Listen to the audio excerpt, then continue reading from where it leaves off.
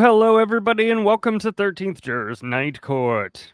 I'm Jay, T, the brother brewmeister. That was way too professional. I don't like it. I don't want it. What's up, everybody? Night Court's now in session. Ha! I hope you're doing well. I've decided that tonight's Night Court is brought to you by hungry, grab a Snickers. Thirsty, grab what Kiss calls a cold gin, some water, maybe an energy drink, some milk duds, and I got a slew of snacks here now because I went to the grocery store. Yeah. Why, hello. I'm good. You know, some of the normal stresses of life, but good.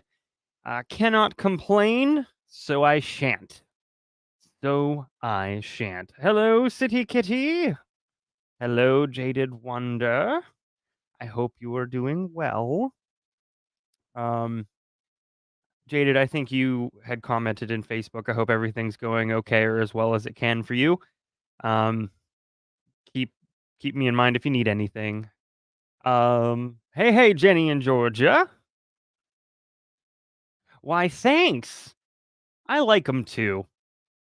They're primarily sponsored by you all. You know, it's no good if you send me something and I don't have it available to be seen. Eventually, I'll have to switch some stuff out, but you know. Popcorn. They've become my favorite. I don't know why. It must be some Night Court. I blame you all. Yeah. Tito's. Hello, Kelly. Hanging in there. Okay, good. Well, hanging in there's good. If you need anything, even if you just want to chat, I'm here for sure. Feel free to send me a message wherever, and I'll get back to you ASAP. No, I don't have any verdict. Nobody sent me verdict brows. Apparently, RA has some bushy eyebrows. I don't know why I started sounding like the pirate from SpongeBob. Are you ready, kids? I don't know why. But he had some bushy eyebrows, and they look good. What is with RA? He can pull anything off. I don't understand. It's impressive. Oh, hi, gorgeous. Hello, Terry. For those of you who are joining tomorrow, you know, we don't have Night Court, but we do have the Perfect Crime that is happening tomorrow. And on top of that, you're getting a bonus because we're also going to be recording one of our episodes live. And, you know, so if you hang in there through the Perfect Crime, then we will record the episode. And they're crimes in New York, so stick around. You know, go over to True Crime and Wine Time and hit subscribe, and you'll know when we go live. No, you didn't.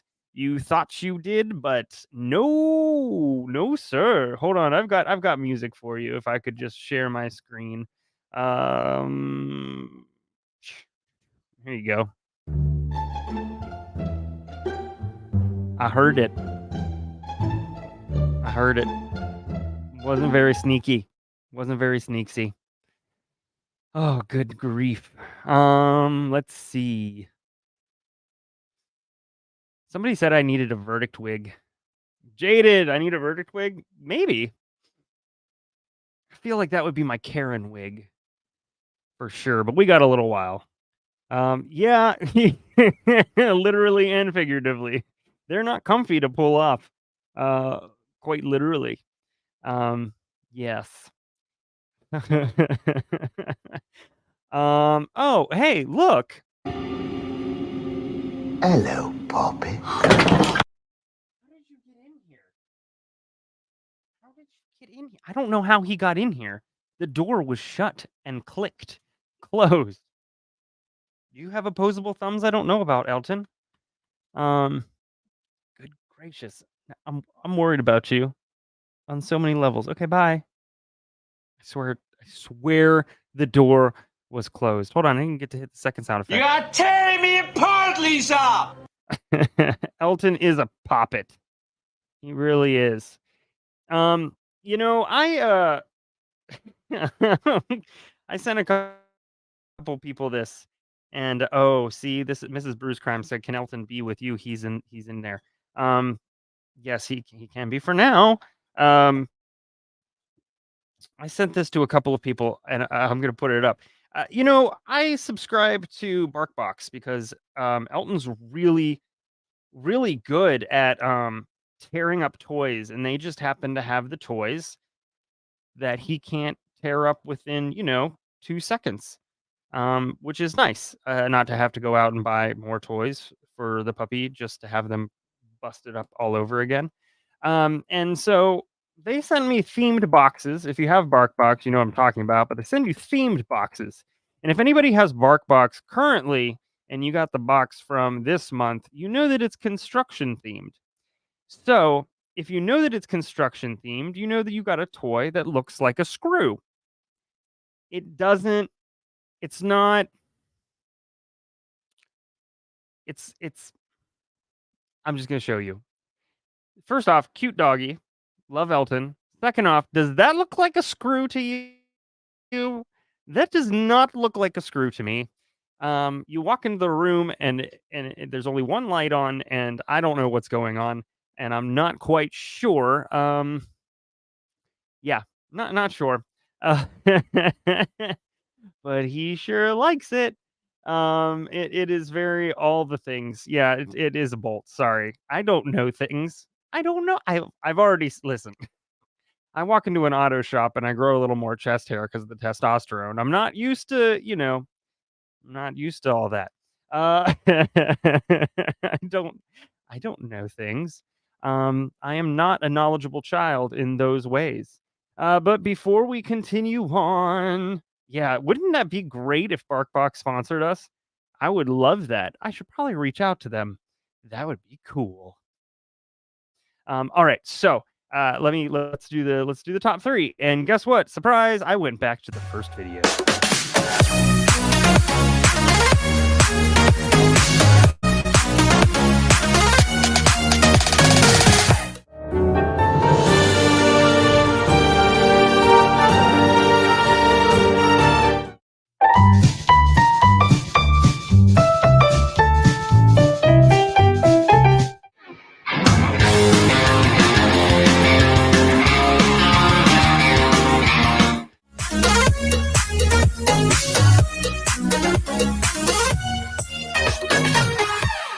Congratulations to the top three!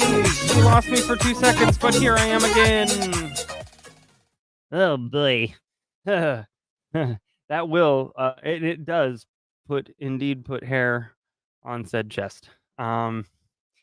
Yes, I was trying to hook up a new light that I have. I heard all the music and I was like, oh, party time. It's party time. But, it's facing the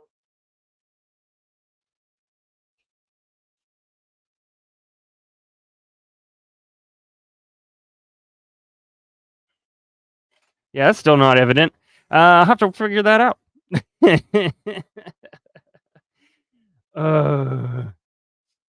She can share your chair. There's nothing wrong with a share. A shoulder is not a bad thing. We all need a shoulder now and again. Goodness gracious, I wish I had more to talk about. But see, Papa Bruce Crime's not here, so next I realized that when he came on, we didn't talk anything crime. And you all still put up with it, so thank you. So I think next time I'm gonna have him share some funny stories from the ER, because for a long time he was an ER nurse, and boy does he have some bangers. But I also want to ask him about the state of true crime and kind of the true crime community, because he's not really one to hop into it. He'll listen to like Brew Crime and and some of my other True Crime and Wine Time, some of the other podcasts, my narrative ones, but he's not like in it. You know what I mean? Like his thing is that the world is messed up as it is. Why add more? Well, that's a good question. Why? I think because this makes more sense at this point. Uh, but yes. Hey Casey. Um, so let's see here. I did. I sure did. You just talked about me? When did you talk about me? I missed it. I couldn't hear it. But here we are. That's not surprising. Elton, do you want to say hi? Come here. Come here. Come here. Come here. Say hi. Come here. There you go. Say hi. Say hi, Elton. Oh, thank you. Okay. Oh, that's great. Thank you so much. I needed it. A little doggy break. A dog break. I'm telling you, we're gonna need. I was watching about a 22 minute summary on Joel Guy Jr. and we're gonna need some dog breaks. Uh, it's a quicker trial, but it is something else. Oh yes, hi. Yes, I can hear you in the mic. I'm sure that sounds great. Sure, that sounds great. Oh man. Um, thanks everybody for your. They like you. You're adorable. I think if you just sat in the chair, you could probably be more successful at this point. You just want to sit in the chair. You can take my spot. I'll go to sleep. You can't sit still. If you could sit still, maybe. Um, we do. I have some freedom with some emojis, and I've been meaning to make some. I will try to make some tomorrow. Work's been all worky, so here we are. I am East Coast. You are correct. I do not have insomnia. I just require very little sleep. Usually. Uh, no, I mean like I close up shop here at 12:15. I sleep until about 6. I mean, I call that pretty successful to be honest. Um, yes. Hey Nina, how you doing? My co-host of Bruce Crime, he likes to tell me that Canadians aren't nice. They're polite, and there's a difference. Um, which I mean, I approve. I approve wholeheartedly. Um, oh no, Kimbers, that's not allowed. That's not allowed. Oh, good question. It went great. It was on Tuesday. The younger kids go on Monday, so they're not overwhelmed by all kids in the schools, which is cool. It was really nice during kindergarten time.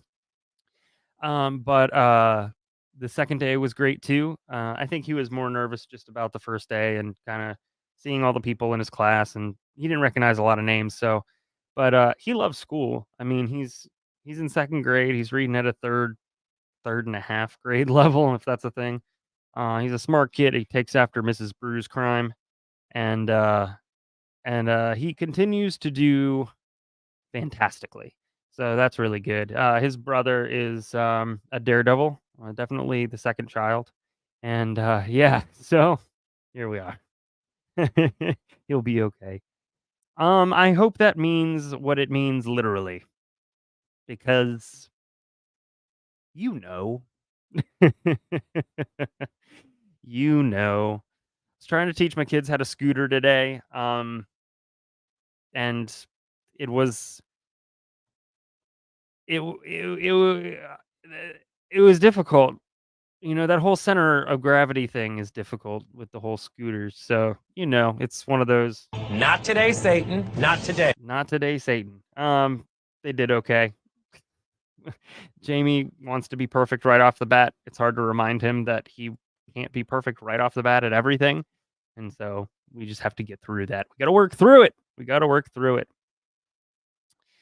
It's like I said on Monday, I think, the haircut, or maybe it was Sunday.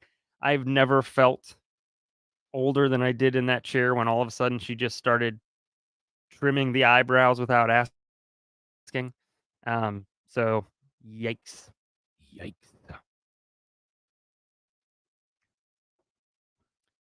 That's really good. I hit 35 and all of a sudden gin was a thing. Okay. Well, shoot, let's hop in. I stopped myself. Let's get straight to the trial. We've got this doctor that I'd certainly love to make it through as quickly as possible. And things were a little spicy and rough, but we were at the point where Juan said, I have no further questions, I believe, if I remember correctly. And so we're gonna move right on over into redirect and then jury questions, I believe.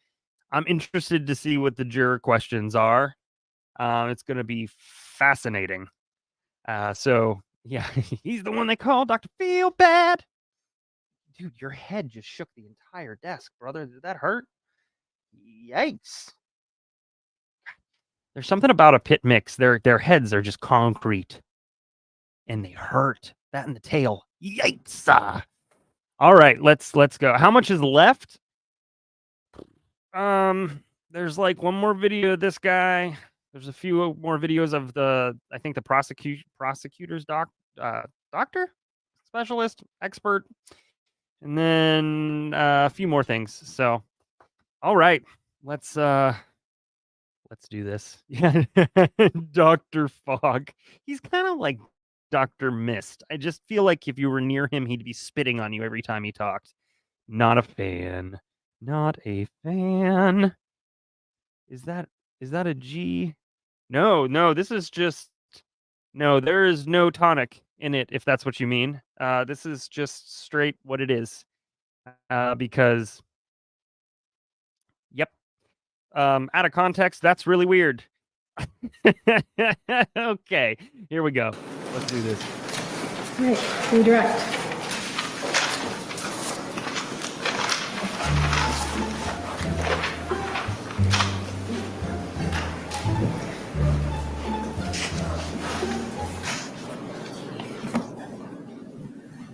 Doctor, let's start talking with what we just finished, okay? Okay, sure. So I want you to finish some of your answers here. You were talking about the C's and the D's and all of that, and I understand that you said that you made typographical errors in your report. Is that right? Yes, I did. Okay, and so starting with the C's, can you tell us, do you have something to refer to what the different criteria? I do. Okay, what are the criteria Indian.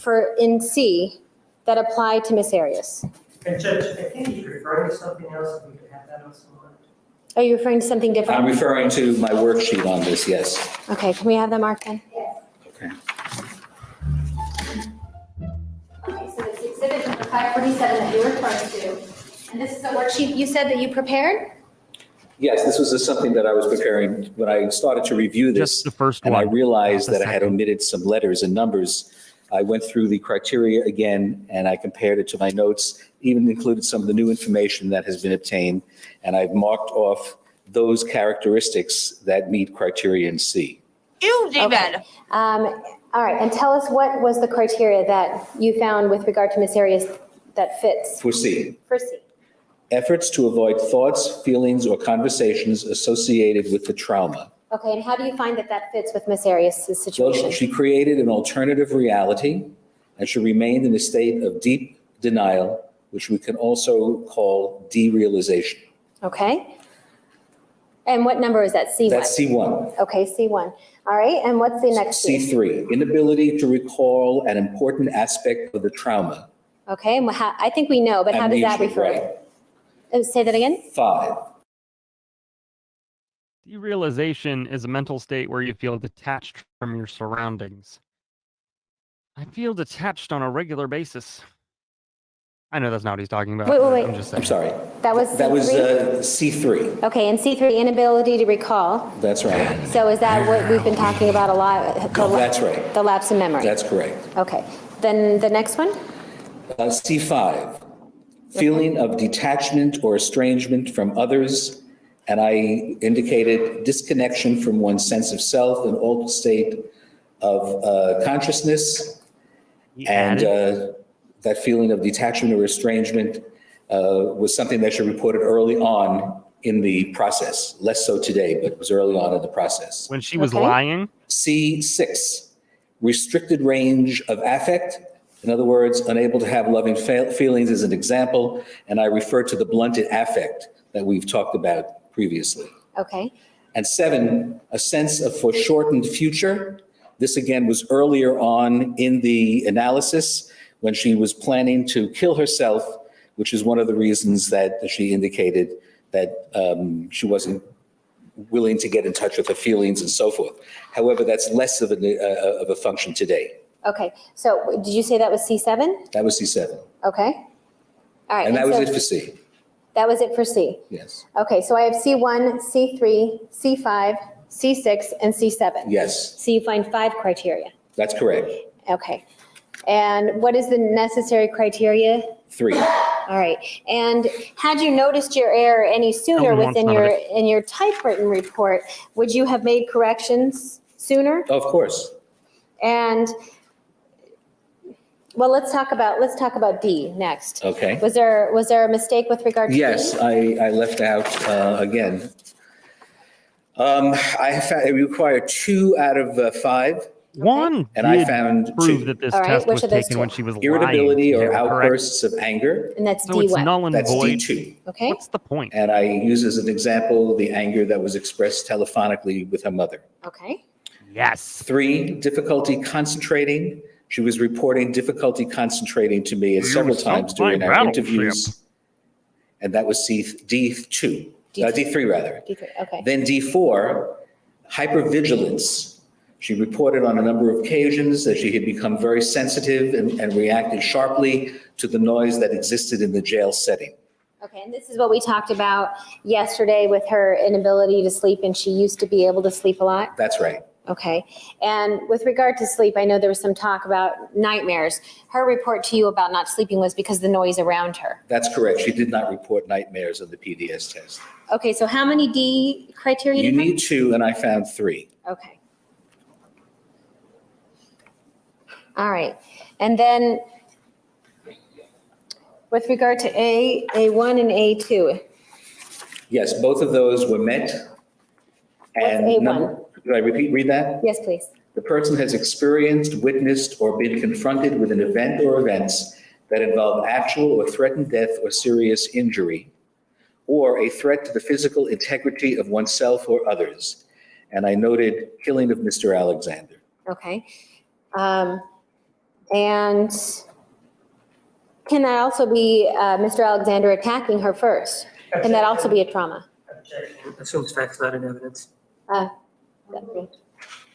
It could be, yes, it could be. Either, One, but again, the killing was, in my opinion, so much more intense that I feel superseded the attack. But yes, without the killing, the attack could have served as criterion A1. okay, and when you say intense, you mean traumatic to Miss Arias? That's correct. Okay, and what was in A2? 2, the person's response involved intense fear, helplessness, or horror.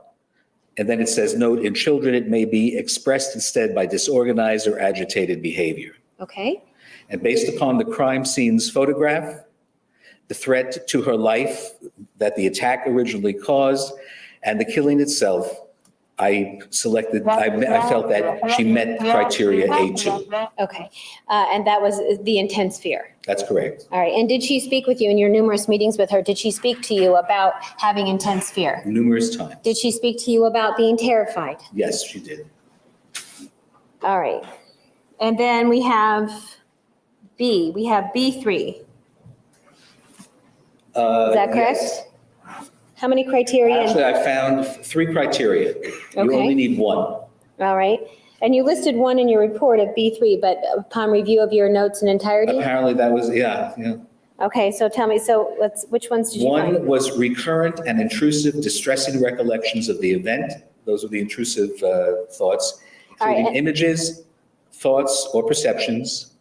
Okay, and intrusive thoughts, we're talking not necessarily about the point which she can't remember, right? That's correct. She remembers the beginning of the attack and then the end of the attack. Okay, And so those are the intrusive thoughts she reported, and they do fall into that category. okay, The next was B4. intense psychological distress at exposure to internal or external cues that symbolize or resemble an aspect of the traumatic event. Okay. And to that, I indicated an avoidance of reality and the creation of a replacement reality, i.e. the story. And that was her reaction to the intense psychological stress brought about by whatever it was that she could remember of the incident. Okay. And B5, physiologic reactivity upon exposure to internal or external cues that symbolize or resemble an aspect of the traumatic event.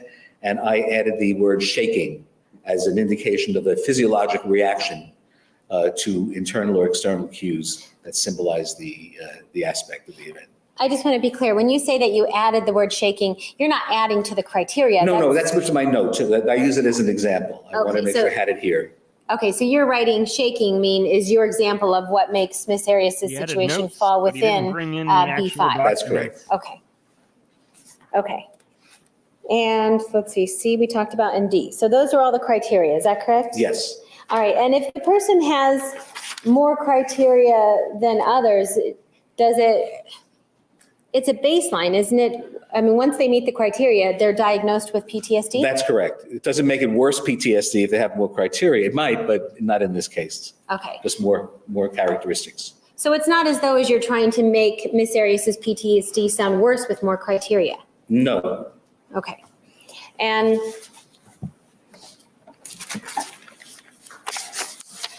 all right, let's stay on this for a second. You were asked about the book, the DSM-4, Yes. and it was published in what year? 2000? 2000. Okay. And they go and publish every about 10 years. 10 years. Well, this is overdue. The DSM-5 is overdue. right. It should be available soon. Okay, but it's not available to you right now. No, it's not available for sale. And was it available to you in 2010 when you first made your report? No. There may be some beta versions on the internet. There are actually, but that's not for official use yet, but just to introduce it. But we don't use it. You don't use it until it's published? Until it's published. Okay. And there was some mention of the DSM-TR. What is that? TR stands for text revision. Okay. Apparently, when this original volume came out, there was some text that was deemed to be a bit confusing.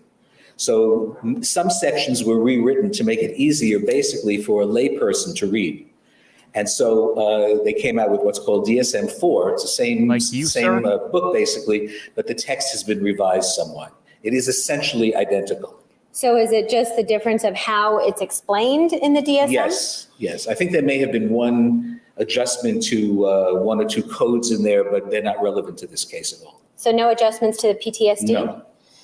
And being a psychologist for is it over 30 years? Over 30 years. Over 30 years. Do you need to read a text revision that's made for lay people to understand? No, that's why I didn't replace my book. So do you understand, is there anything wrong with you using a DSM-4? No, not at all. In fact, I have a small version that I use for traveling. That's the TR version. And what I would do is that this is limited in terms of what it discusses. But it does have the criteria in here, and they are virtually identical to the criteria in this book. Okay. You were asked about... You're going to suffer the wrath of Gru. Exhibit number 456, which we see exhibit 456, that this was entered by P, the plaintiff, meaning the state. Is that right? Is that correct? That's correct. Okay. And you were showed this portion.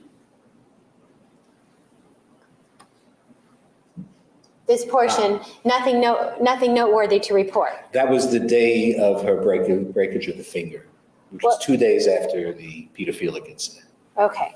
And so let's look at the... Judge, I didn't hear, could he repeat that? That was 2 days after the pedophilia, he said? The pedophilic-like behavior that we were talking about earlier, when you asked me that question. Okay. So it was 2 days later. Yeah, a day or two This is after. not, Judge, can we have, Yes. I ask the questions? Foundation. He has to repeat the response. Move on, next question. Thank you. And let's look at exhibit 511. This one is entered in by the defense, right? You see the Yes. D? Okay.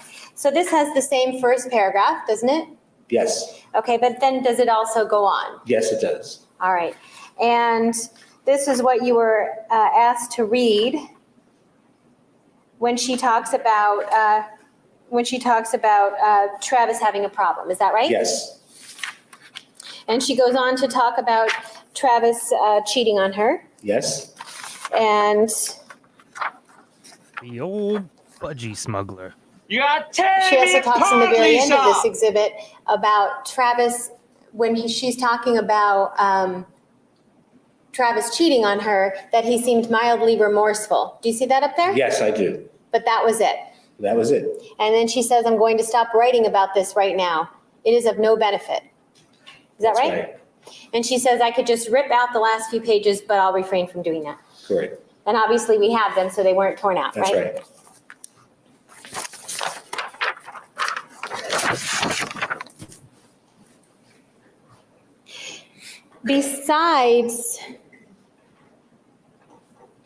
Besides reviewing these journal entries, all of her journal entries, well, do you remember the questions about Miss Arias's assertiveness? Yes. Okay. And I think, what were you trying to explain with regard to the journal entry that she's not going to stand for Travis saying negative things about her friends? Well, I'm glad that she was able to write that. I think that was 2007. Let's look. This is a exhibit 510, $250 an hour. and this was written Sunday, Yes. August 26th of 07.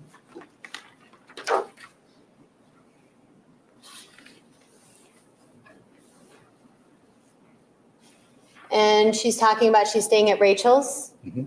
And if Travis found out, he'd get upset, but I will not stand for him saying anything, right? Correct. And she also goes on to say that she won't stand for anyone else saying negative Woof, things about literally. Travis. That's correct. Okay. Now, the fact that she writes this in her journal, is that evidence of assertive behavior? Not at all. Why not? Because she wrote something that was mildly assertive, but that does not translate into assertive behavior. There are people, I used to run workshops a long time ago in assertive training. And I can tell you there's a big gap between what a person can write or say verbally about what they're going to do, and then between them doing it. So there's a world of difference. And the assertive training actually is, number one, designed to get them to at least envision themselves acting out in a more assertive manner. And the main therapy involves training them to be able to act it out and do it. So there's a tremendous gap between writing something that's mildly assertive and acting it out and being an assertive person. Okay. And with regard to her acting it out and actually being assertive, specifically with Travis, do you remember her telling you about her attempting to confront him back when he would yell at her? Yes. And do you remember her saying that he checked it real quick? He checked it real quick. He had total control. She was unable to break through that. Okay. And did she tell you that she never tried it again? That's right. All right. And in all of your time that you spent with Miss Arias, is there any time that she ever told you that she was able to stand up to Travis? No. You were asked the question about transient global amnesia. Do you remember Correct. that? All right. And that, why would you bring up transient global amnesia when it has nothing to do with that case? Do you remember that line of I do. questioning? With regard to that, what was the point of discussing transient global amnesia before we discussed dissociative amnesia? I wanted to show the jury, explain to the jury that amnesia is not an unusual occurrence and that it can occur in cases of relatively trivial stress. And I wanted to point that out so they could see and followed with some research to show that this is a real phenomenon. Then I went into the more specific type of amnesia that was more related to this case. Okay. And when you talk about trivial stress, would that be the examples that was on that slide with the hot water and the cold water? Yes. And sex, intercourse? Yes. Now, you're not saying that that's what happened to Miss Arias, are you? Not at all. And that trivial stress, the point of that is that the trivial stress can, in those 119 articles that was reviewed by the article that you read, Yes, discussed the trivial stresses that can cause amnesia. that's correct. Did that article, the review article of 119 different articles, did it discuss these trivial stresses causing amnesia? Yes. And that's a different kind of amnesia, is that right? That's correct. Who ended the Is that a different kind of amnesia? That is a must have different kind of accidentally ended the amnesia. poll. All I'm right. sorry, everybody. With regard to the trivial stresses, what is the point of the trivial stress? What does it do to our body that can trigger amnesia? It could be some shock to the Than I thought. system. It is not necessarily of the same magnitude as what will cause a dissociative amnesia, which will throw the body into a state of acute stress and create far more difficulties for the client. We don't know the physiology, but these cases are reported. That's the conversion. They are real cases. And it's not just reported 250 once. in There are 2012 119 articles that were summarized. 2023, So this it's is a about fairly 330 commonly occurring to 50. situation, occurring maybe 3 or 8 times per 100,000 population per year. Now, if we're not talking trivial stress, and instead, if we're talking about a woman who was attacked by someone she loved, and her having to defend herself and ultimately killing him, is that something more than trivial? Objection goes to what we previously discussed. Approach. Doctor, let me ask that in a different way, okay? Sure. If, when we're comparing, we were talking about trivial stresses, right? And comparing that to a woman who is attacked by someone she loves to the point that she has to protect herself, and it, Objection. I don't know how else I can word it. Approach. All right, Dr. Samuels. Hi. I was asking the question, hypothetically speaking, if a woman is attacked by someone that she loves and she feels like she needs to then protect herself from the attack and ends up having to kill somebody, kill that person, is that something that would be considered a greater trauma than one of the trivial stresses that we were talking about? Absolutely. And what about, hypothetically speaking, if that woman, there was no indications in her prior life of having any violence at all? Well, that would indicate that the trauma was extraordinary. And in these extraordinary traumas, is there a greater likelihood of dissociative amnesia? Absolutely. And in these Your Honor, extraordinary I traumas, is there a greater likelihood of this dissociative amnesia being more complete? Yes. And what do you mean by complete? That the duration of the amnesia might be longer and the depth of the amnesia would be greater. Okay. And so that's directly related to the severity of the trauma? Yes. Now, just because if somebody goes through a trauma such as this, does that necessarily mean they're going to get dissociative amnesia? No. Okay. All right, so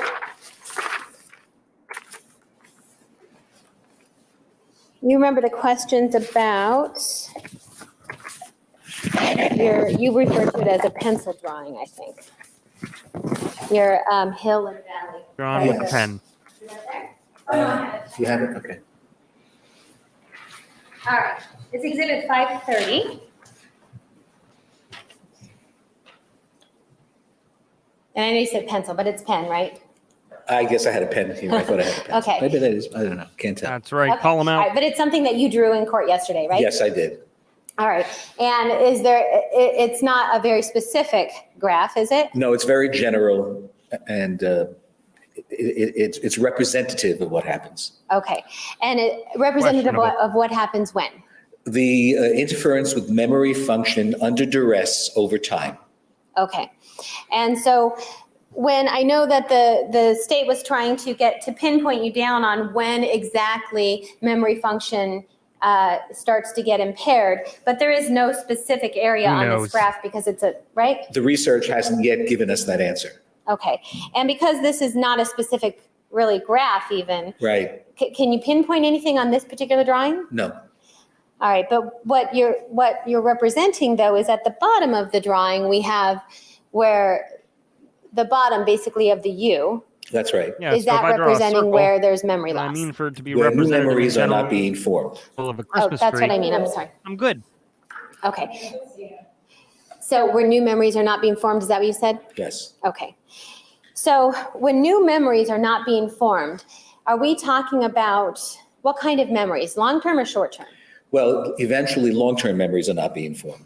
Welcome to the party, so when we look at this graph and or chart or whatever we want to call it, and we're talking a week or 2 weeks down the road, if new memories are not being formed in this bottom of this U, 2 weeks down the road, what does that mean with regard to the person's memory? The person may not remember what went on during that period of acute stress. Okay. And was that considered long-term memory 2 weeks later? No, this was sort of intermediate memory. Okay. It's, again, everything is hazy, but long-term memory usually refers to memories several weeks out. Okay. All right. And short-term memory refers to what? Short-term memory refers to something like remembering a Tell I've phone been number collecting my and groove then sound forgetting effects it for a the few next minutes after trial. you've dialed. Okay. That's short-term memory. Short-term memory. All right. And so when somebody is in this U type thing, which would be when they're undergoing acute stress, is that right? That's right. So when a person is undergoing acute stress, do they have their short-term memory? Oh, well, they can still function within that time frame. That's right, because they may remember something that happened a few seconds earlier, or even 30 seconds earlier. That experience, though, is not being translated into long-term memory. Okay. But the short-term memory likely remains. All right. So I understand this. When we are in acute stress, if somebody is in acute stress mode, let's say for a couple of minutes, for example, is that person able to recall within those couple of minutes, just those couple of minutes while they are in those couple of minutes? Very possibly. Did that make sense? Yes, it does. Okay. Then when we talk about those couple of minutes, recalling that weeks later, is that what we are more talking about long-term memory? That's correct. Okay. And those couple of minutes of acute stress, trying to recall weeks later, is that the portion that is going to be lost? Yes. So,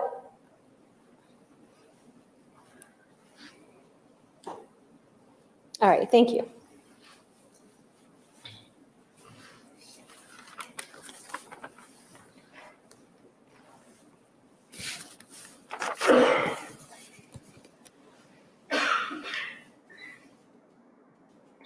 I want to talk to you a little bit about the MCMI, okay? Sure. You remember the question when the prosecutor was standing, reading to you from what appeared to be an article, Yes. and quoting actually. Yes, And did you ask the prosecutor for a copy of that? I did. Did you ever get one? No. And because you didn't get one, do you have any idea what that article was? No. Did you have any ability to look at the entire article? No. Did you have any ability to understand what those pieces, those quotes within that article, how they related to the entire context? No. Are you aware of other articles that discuss the use of MCMI and MMPIs? Yes. And in your experience, how many MCMI tests have you done?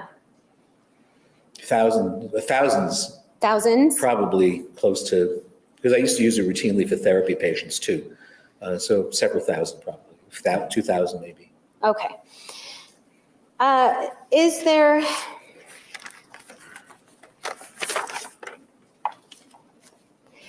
an article called In Forensic Evaluation, a survey of psychologists? Yes. And in that article, is it what it says, a survey of psychologists? Precisely that. Okay. And is in the survey of psychologists, what are they about the MCMI? What's the survey about? The survey is asking what percentage of time are MMPIs and MCMIs used in forensic evaluation? Okay. And forensic evaluations mean used for court? For court purposes, yes. Okay. And do you remember in that article what the percentages of the psychologists who were surveyed, what the percentages of how many times they used the MCMI versus the MMPI? I do. 55% of psychologists queried indicate that they use the MCMI in forensic cases on average over 118 times per year. And that was a survey of several hundred psychologists. And the average length of time they've been using those tests was 18.5 years. So are you telling me that over half of the psychologists that were surveyed used the MCMI? In forensic matters, yes. Okay, so with regard, do you have any problems or issues using an MCMI test? Not if you use it correctly. And did you use it correctly Absolutely. with Miss Arias? Yes. The psychologist, was there an average, and I might have missed this, was there an average age of experience or years of experience of those psychologists? I think it was 18.75 years of experience on the average for the over 117 psychologists queried. Okay, so these psychologists who know to use the MCMI 55% of the time for forensic work had an average of Nicely 18 and a half done. years of experience? Yes, Yep. Much more than 3 years. yes. No, I was reading about our next witness. All right, so let's talk a little bit more about the MCMI. You were shown some, looks like some numbers.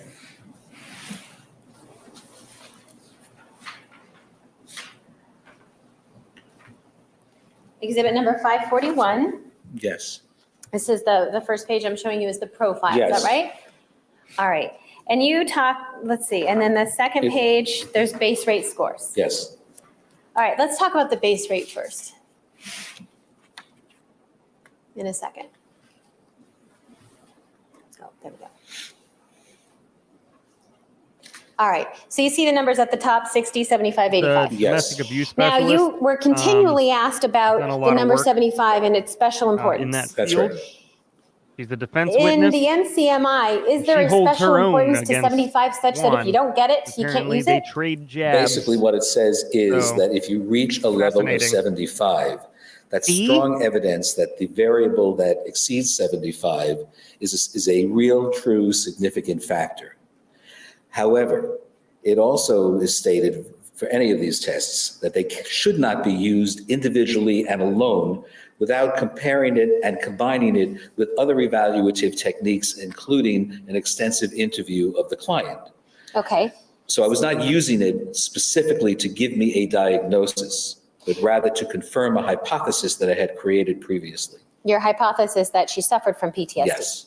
Okay, so let me make this clear, I think. Let's say you ignored the rules with regard to MCMI and conducted just the MCMI test. Yes. Okay, so you didn't interview anybody, you didn't look at anything else, you just conducted this test. Yes, First of all, would that be a problem with the way the MCMI is supposed to be used? that's correct. Yes. Okay, but second of all, in that situation, is that where the number 75 can be important? Yes. Because why? Well, because when you have a value that exceeds the number 75, that's suggestive of a very strong trait. And that trait, and then there's a cutoff point of 75, it's considered that the trait is strong enough to be able to use it in the formulation of a diagnosis without other information, mind you. Okay, and that's not how you did your evaluation, is No, that right? no. Did you look at many other things besides just conducting this MCMI? Yes. And when you do that, then how do you look at these scores when you're not using the MCMI alone? You look for relative its strengths. You look for the absolute score plus the relative strengths. And then you determine if those relative strengths are high enough to confirm your hypothesis. Okay. All right, and so what we see is that we see the PTSD has 69. Well, you're not sorry. quite, it is, yeah, a little higher. All right, so we're looking at PTSD, we see a score of 69. Right, And we see anxiety, a score of 75. correct. And are those the two highest scores? Yes. Do you remember that, or do you need to look at it? No, I remember that. Okay. And given that those are the two highest scores, He's what does that currently mean to looking you? at it. That means to me that, well, certainly anxiety is a major feature of PTSD. And the PTSD score was 69, a relatively high score, and the second highest score on that series of variables. And so that, coupled with the high anxiety score, allows me to state that there's a confirmation of my initial hypothesis of the diagnosis of post-traumatic stress disorder.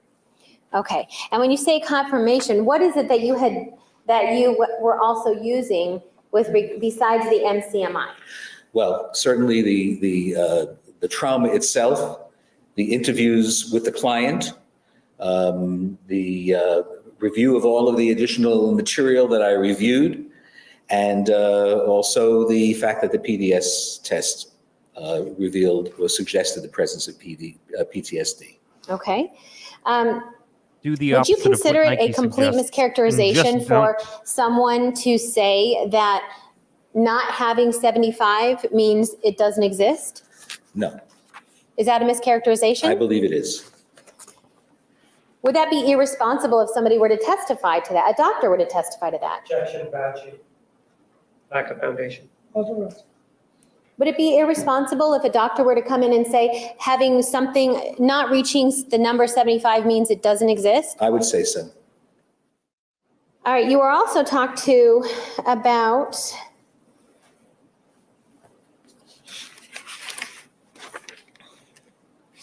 about the MCMI and how it's the way it was created and it was normed. Yes. What does normed mean? Well, when you do a test like this, you basically give the sample questions. Actually, you give more than just the 175 that were chosen, as test construction can be a rather lengthy and difficult process.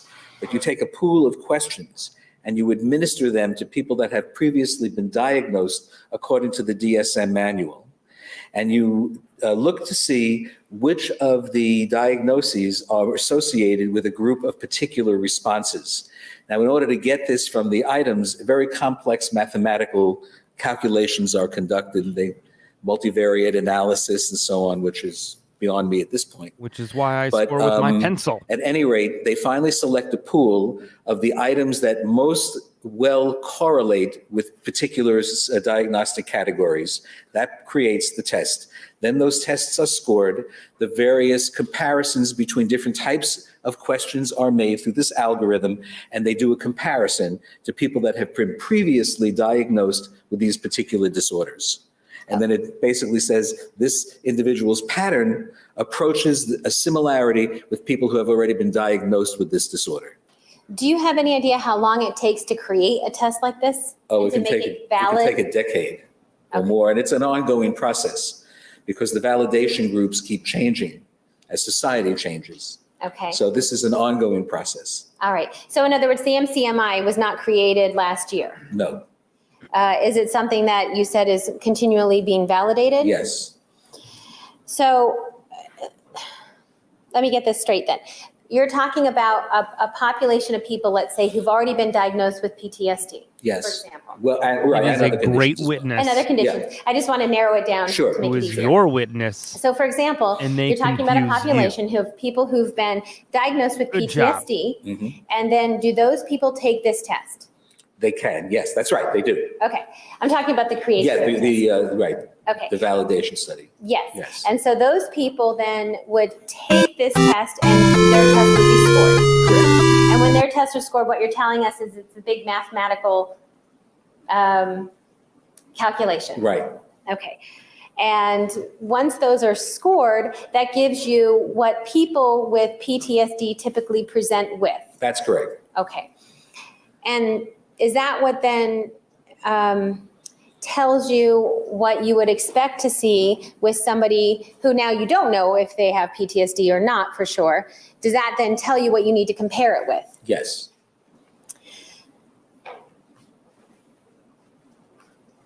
At the time that this test is given to Ms. Arias, did you already have a hypothesis about PTSD? I did. What was your hypothesis? That she was suffering from a form of PTSD. Okay. And so because you had this belief already, and that's based on what at that time? It was based upon things that were said in the interview. Even though there were certain things that changed later, there was still enough evidence to suggest to me that she suffered from PTSD. And I wasn't really 100% sure where it came from at that time.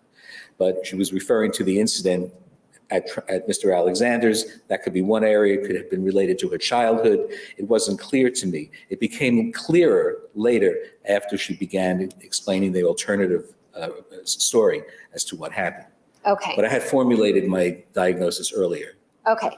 And so when you think you have a diagnosis, would you want to use a test that is normed to people that have psychological issues already? Yes, Such as the yes, MCMI? yes. Why is that? Well, it's basically looking for confirmation of a diagnostic category that you're already considering. And this test is geared to the DSM. What does that mean when you say geared to the DSM? In other words, the diagnostic categories that they're using here have been derived from the DSM. So if this test says there's a high anxiety score, we could turn to the DSM and see what their definition is of anxiety and be fairly certain that what's being measured in this test is similar, or it's not a. Or you could just be smart enough to interview her and determine, hey, it sounds something like this. Check it by the DSM and go, I think this is a possibility. Why go through? They're never identical, but similar to what is being identified in the DSM as an anxiety disorder. That's Okay. an oversimplification, but that's pretty much it. But that makes it easier to understand Yeah, for it us. So in other words, so we see on this, we see this, the score on here with anxiety, and with the MCMI, because it's, what was the word you used with regard to the DSM? Well, it correlates with, or it's based upon, or Okay. it overlaps with. All right, so we see this anxiety score. Yes. And we see that it's 75. So if we want to take it and then compare it to what anxiety means in the DSM, the way that the MCMI defines anxiety, is that going to be very similar to the way that anxiety is defined in the DSM? That's correct.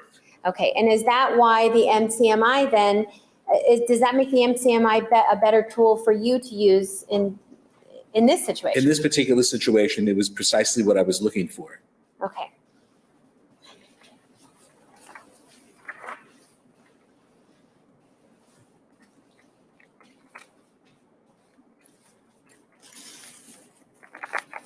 And you were asked the question, would it be more valid to give Ms. Arias a test with regard to the general, that's normed to the general population?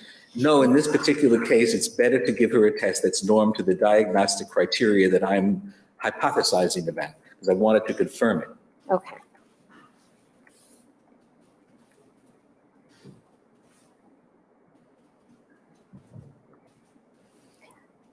All right, you were asked the question about, you were asked the question about whether or not Ms. Arias felt uncomfortable when Mr. Alexander had oral sex with her the first time. Yes. Remember that? Yes. Okay, and she had told you that she was uncomfortable, right? Yes. So, being that this was the first time that they had, that Ms. Arias and Mr. Alexander had experienced oral sex together. Yes. Did she explain to you why she was uncomfortable? Well, it was the circumstances that made her feel uncomfortable. Meaning what? Well, in other words, now I don't recall if it was the time that she was given the Book of Mormon and shortly thereafter oral sex was performed. This would have been the time that she was at, Light bulb. Like a foundation. Approach, please. And there was much rejoicing. You may continue. That's so remember Ms. good. Arias talking to you about when she was at a friend of Travis's home. Yes, I do. And it was just shortly after she met Mr. Alexander. Yes, I recall that. All right. And did she spend the night? She did. They had separate bedrooms. She spent the night. Okay. And did Mr. Alexander come into her bedroom? Yes, he did. And is that the time when he took off her clothes? Yes. And then he performed oral sex on her? That's what was told to me, yes. Staying. Did he perform oral sex on her? Yes, that's what was reported to me. All right. And did she tell you she was uncomfortable? Yes. Why was she uncomfortable? Well, she was in a friend of theirs' home. She was under the impression that premarital sex was not permitted, and there was no preparation for her. He just popped up in her room and then performed the oral sex, removed the clothing and performed oral sex. And did this appear to be too soon for her? Yes, she claimed that it was too soon because normally in a relationship, there's a period of time that would transpire before she would be involved sexually with the person. Okay, so regardless of whether or not Miss Arias had any prior sexual experiences, did she feel uncomfortable with Mr. Alexander because it was too soon? Yes, that's what she reported. The ultimate And after that shade night, of did Mr. it Alexander all. take her to church? Yes. You were also asked questions about No. No. I did not see that moments ago. Is it just me? Did That it was anybody too else see soon, that? because normally in a relationship, there's a period of time that would transpire before she would be involved sexually with the person. Okay, so regardless of whether or not Miss Arias had any prior sexual experiences, did she feel uncomfortable with Mr. Alexander because it was too soon? Yes, that's what she reported. And after that night, did Mr. Alexander take her to church? Yes. I'll have to go back later. You were also asked questions I don't wanna redo it about again. Miss Arias reporting to you that she had regular anal sex with Mr. Alexander. Yes. Or I should say, I guess, anal sex on a regular basis. Check, Yes. please. You Never asked are a that question. meathead. Oh my God, Seems who that's not an the evidence, hell not asked for the cares? Were you asked about whether or not they had anal sex? Yes. Okay. And did Miss Arias talk to you about that? Yes, she did. And at some point What was the later, did she timestamp? I'll tell go back you to the that she did timestamp. have anal sex Well, that's not gonna or help you. tried anal sex with or- another boyfriend? Yes, she did.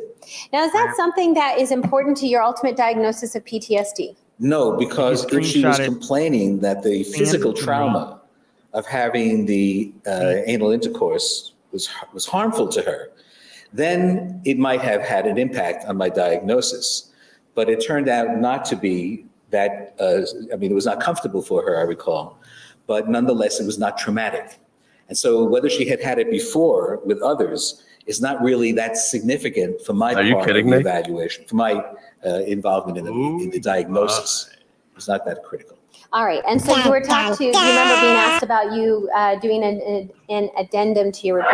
Yes, And that you did not put this information about her trying anal intercourse prior to Travis a couple of times. that's right. Is that something that you needed to put in your addendum? No, Is it something that changed anything with regard to your diagnosis or what you felt about acute stress or PTSD? not at all. Do you remember being asked the question about whether or not Miss Arias talked to you about pictures of breasts on Mr. Alexander's computer? Yes, I remember that was mentioned. All right. Do you have any Shireen sent me a screen grab. Thanks, Shireen. All right, let's take a look here. when she was at a friend of Travis's home? Yes, I do. And it was just shortly She most assuredly did.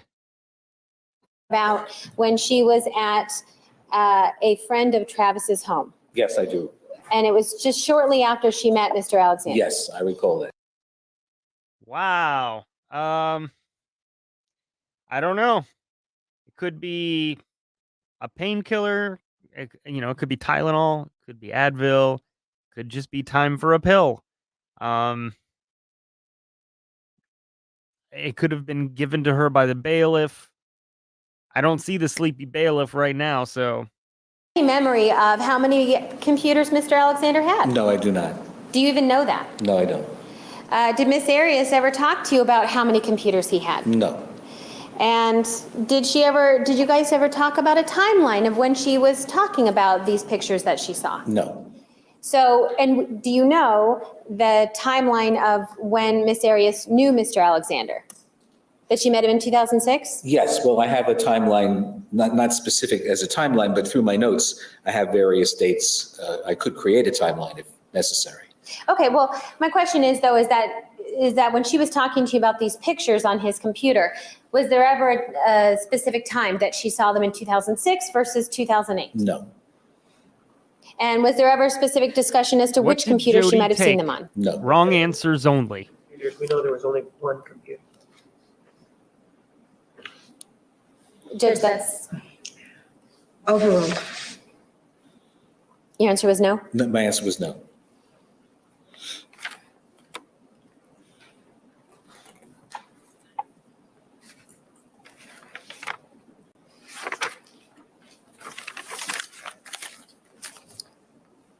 All right. I want to talk to you about a couple of issues that came up yesterday, okay? Yes. I think it was yesterday. All right, you were asked questions about giving or sending a book to Jodi in jail. Is that right? Yes. And how do you do that? How do you send a book to a person who's in jail? Well, I obtained her jail address and I went online and I ordered the book from Amazon. gave and it was to you. delivered to her directly. You know it. Okay, so you don't deliver it personally then? No. And how much was it? It's about $9. It was a paperback book. And in the timeline of when you met Miss Arias, beginning to end, do you remember when this book went in approximately? I have it in my notes from the first day I visited her. Okay. And what was the name of the book? Your Erroneous Zones by Dr. Wayne Dyer, which turns out has been in consistent printing, He's adding. Sustained. It turns out what? that it's been consistently printed since 1978 in different versions. And it's a extremely well-known and useful self-help book Okay. And a self-help book for what? for building self-esteem. For building Good question. self-esteem. So does it have anything to do with depression? No. Okay. And Are you kidding me? Self-esteem, Are there- depression. That's so. have you had a chance to review the psychological guidelines, ethical guidelines you have? Yes. And is there anything, ethically speaking, that prohibits you as an evaluator from sending a self-help book to a client? No. Do you remember specifically what the guidelines say? Well, they say that obviously one should not be a therapist and an evaluator at the same time. But in the course of doing your evaluation, there's a certain degree of leeway that can be taken to ensure the success of the evaluation. And by sending Miss Arias a book about self-esteem, how does that ensure the success of an evaluation?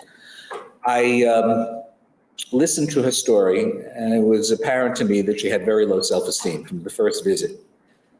Being a compassionate person and in a healthcare capacity, Oh, I bet you I were. know that many of my patients over the years have benefited from recommending this book to them, as have friends and relatives and my kids and my aunt and uncle. So I thought perhaps she would benefit from that. Because her self-esteem was so low, she was very inhibited and insecure about sharing the details of her experiences.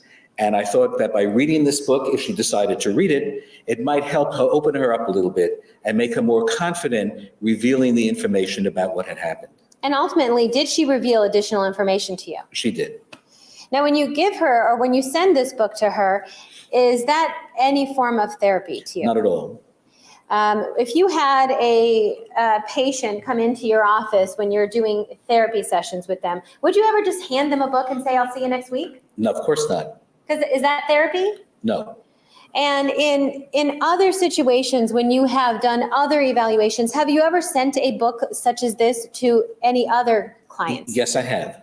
So is sending a book to Miss Arias, is that in any way unusual for you? Not for me. No. Are you aware of other psychologists in your field of expertise who have done similar things? As caring professionals, we have a tendency sometimes to do that. Okay.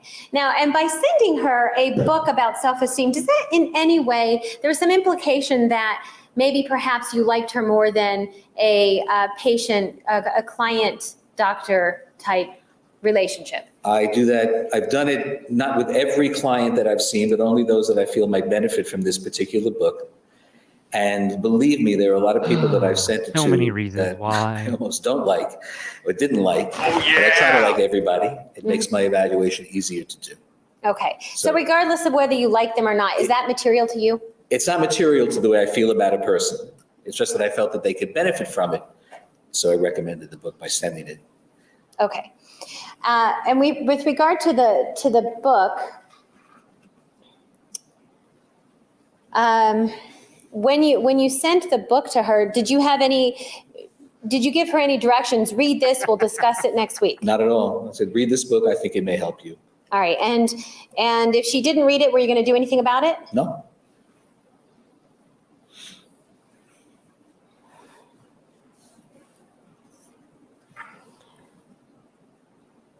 Do you remember being asked a question about tape recording your interviews with clients and patients? Yes.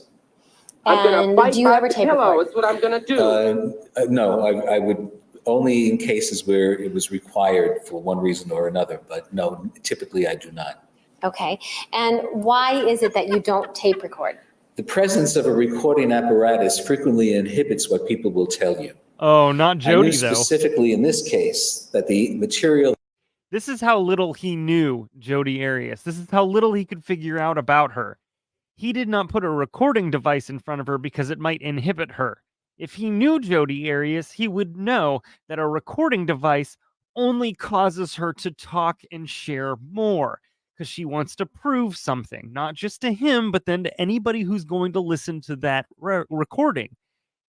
I'm just saying. That we were talking about would be very sensitive to her.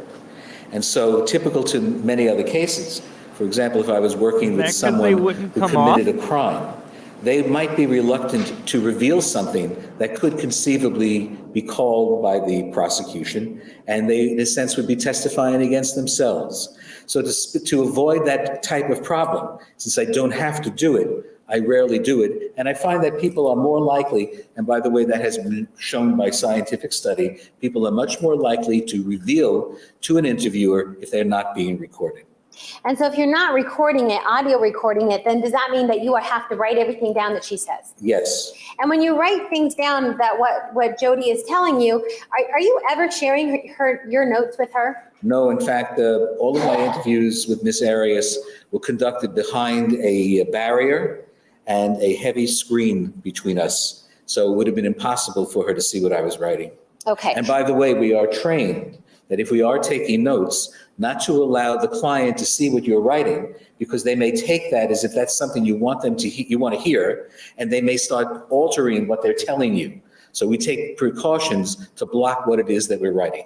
Okay. And so as you're writing things down, you're not then double checking with her, did I get this correct? No, I try not to. Okay. And when she's in the middle of a story or in the middle of a situation that she's telling you, is it practice of yours to interrupt her to say, wait, I didn't get that? No, I try not to. I try to write down as much as I can while there is a free flow of communication. And sometimes the topic may change and the thought that I had before suddenly gets obliterated by the new topic. And so there may be some gaps in what I'm writing. Nice. But what I will try to do at a later time is to repeat the interview and try to elicit the material that was missing. And usually with a few passes, you can fill in the bulk of the material. Problem is, this is not searchable like it might be on a computer, and therefore sometimes you have to go back and forth between your paperwork. I know that's old-fashioned, but that's what I do. Have you been doing that for 30 years? 35 years. 35, yeah. Sorry. And why don't you interrupt somebody when they're in the middle of something to correct them or clarify? Yeah, well, because you want to get out the flow of information. That's I've never seen them in the same room. Just saying. You interrupt someone, you're interrupting their chain of thought. They may have lost, like I may lose something if the topic gets changed. You don't want to interrupt when someone is sharing information for you. It's more like a free flow of information that way. You'll eventually get to it. If you plan to go back a few times, you'll eventually get to it. Oh no! Does that mean what I think it means? Oh no! I'm sorry. It's not funny. It really isn't. Oh no. Oh no. It was Harvey Weinstein, one of the biggest creeps on the face of this earth. That information. Okay. And in your practice, if you interrupt somebody while they're talking, does it disturb their train of thought? Absolutely. Is it a way then to get their train of thought then maybe onto something different, if it happens? If it happens, that could very likely happen. It often does. And when you're listening as a doctor, that's not necessarily something you want to do, right? No, you don't want to interrupt the train of thought, especially when you're gathering information, and especially in the early stages of the interview, when you're learning about the person. Because what they tell you, the order in which they tell you, the way they use certain language, these are all clues as to the individual's personality. So it's imperative that you listen carefully to what they're saying, how they're saying it, the tone of their voice. You don't want to interrupt them when they're doing that. Well, that brings up a good question. So when you talk about everything you know being contained in your notes, everything with regard to your interviews with Miss Arias, it's not just what we see written down in your notes, is that right? That's correct. Okay, so other than what we see written down, what else are you doing? And as you're writing things down and listening to her, what else are you looking for? You're remembering and integrating one session over another session, over another session. And then when you evaluate police reports or you see interviews with the family, you remember what was told to you and you begin to integrate that process. And one of the miracles of the brain is that we have that capacity to do that. Okay, and when you say integrating things, so you were asked about having your notes that you reviewed. Yes, And in preparation for your report, did you review your notes? I reviewed the notes. And what else did you review? I reviewed police reports. I reviewed interviews with family and friends, people that knew her. Let me stop you there, actually. So did you do any actual interviews of these families and friends? No. Is that something normal that you would be expected to do? Sometimes it can be done, but if you have other people going out getting that information, usually that's enough. Okay. And there are times when I've called family members on specific aspects of the case, but I didn't feel the need to in this case. All right. So you reviewed their other people's interviews, you Yes. said? And what else? I'm sorry, I interrupted you. Okay, photographs, police descriptions, various interviews. I reviewed Ms. Arias's voluminous diary, emails, text messages, and whatever else was given to me by the state and by you folks. Okay. And you mentioned text messages and emails. Just give me a second. No. Okay. Can't. So we were talking a little bit ago, and I apologize for having to go back, but about the aggressive, or not Don't aggressive, apologize to assertiveness him. You need of to Miss Arias, apologize or to lack the thereof. jury Yes. for wasting All a right. full day In of their reviewing life. text messages, did you review text messages between Miss Arias and Mr. Alexander? I did. And in reviewing those text messages, did you see any I'm grumpy. common thread of assertiveness Take your from time. Miss Arias? No, Did you see the opposite? I did. Did you see Miss Arias, in those text messages, did you see arguments that were contained in the text message? I did. And did Miss Arias typically back down from arguments? Typically, she did. And did she talk to you about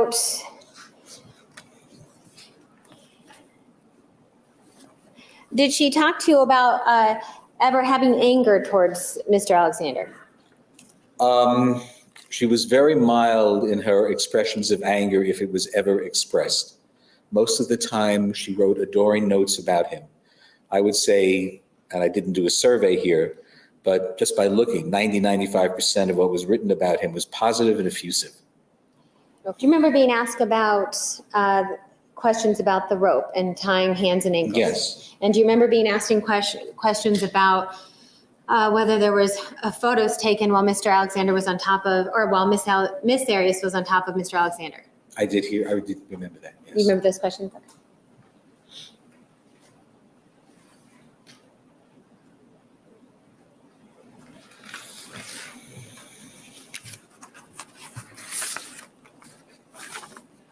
And you remember the questions about, specifically about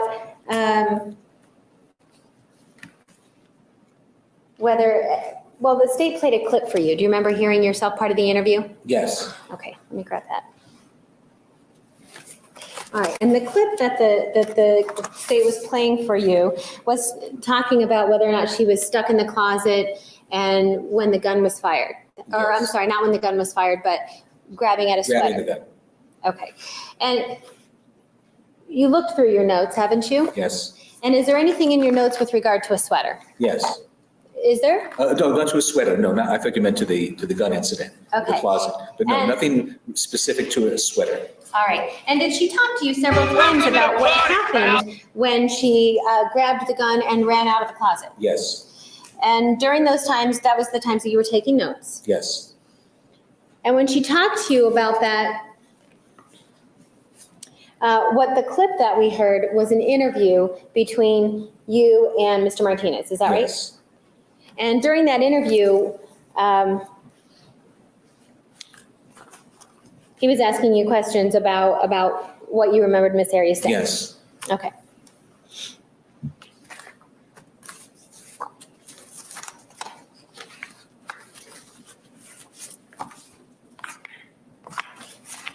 Don't worry, you'll get there. All right, besides talking about the rope and the videos and the going into the closet, she talked to you about the whole scenario, right? Yes. Okay. Did she talk to you about that his violence began in 2008? Objection beyond the scope. Approach, please. All I right, think Dr. it's just Sanders, 'cause do you it's on remember him. Ms. Arias telling you that according what she considered violence really started, Looks like got worse in something 2008? looks like an Yes. outfit I'd see on The Sopranos.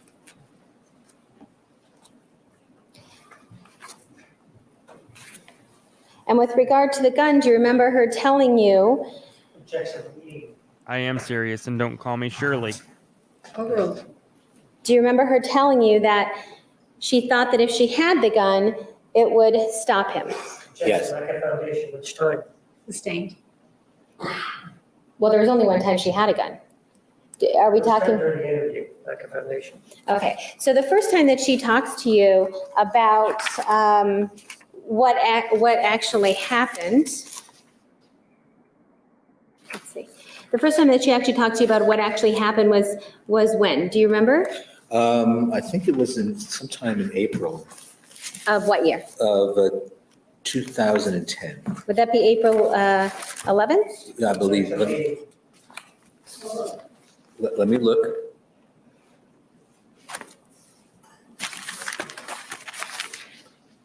Yes, April 11th.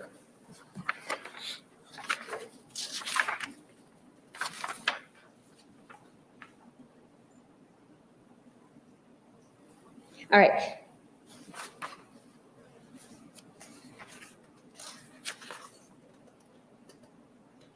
And on April, And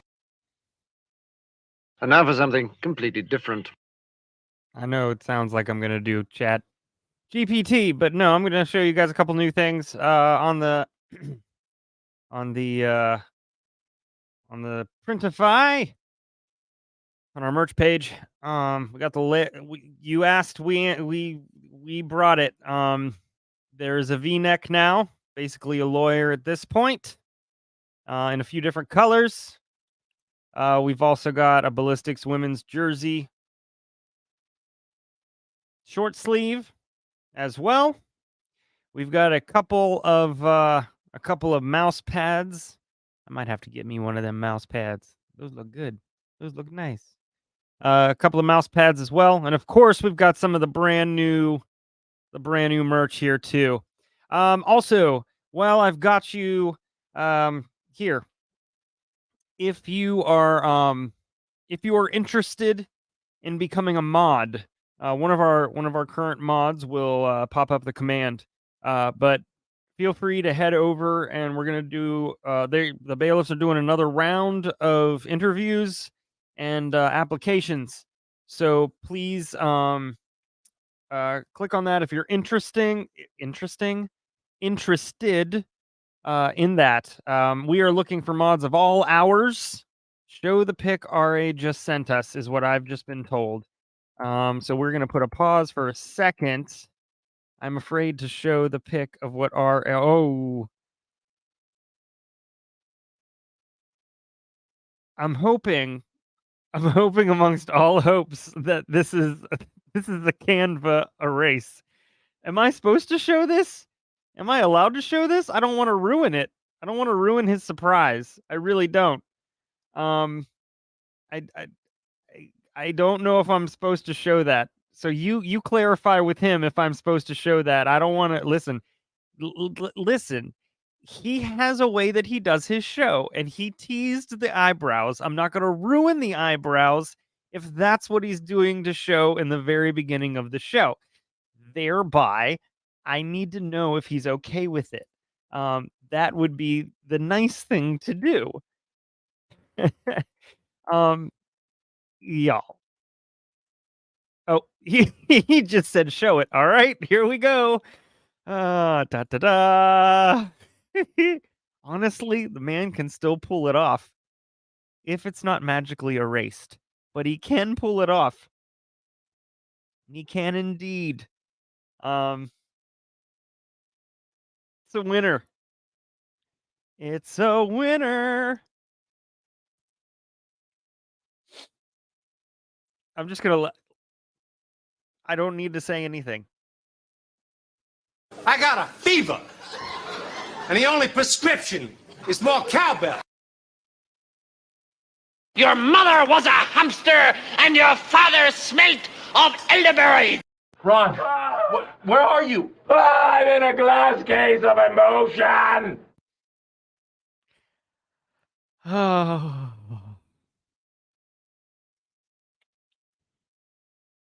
I don't want. I'm gonna hit play now.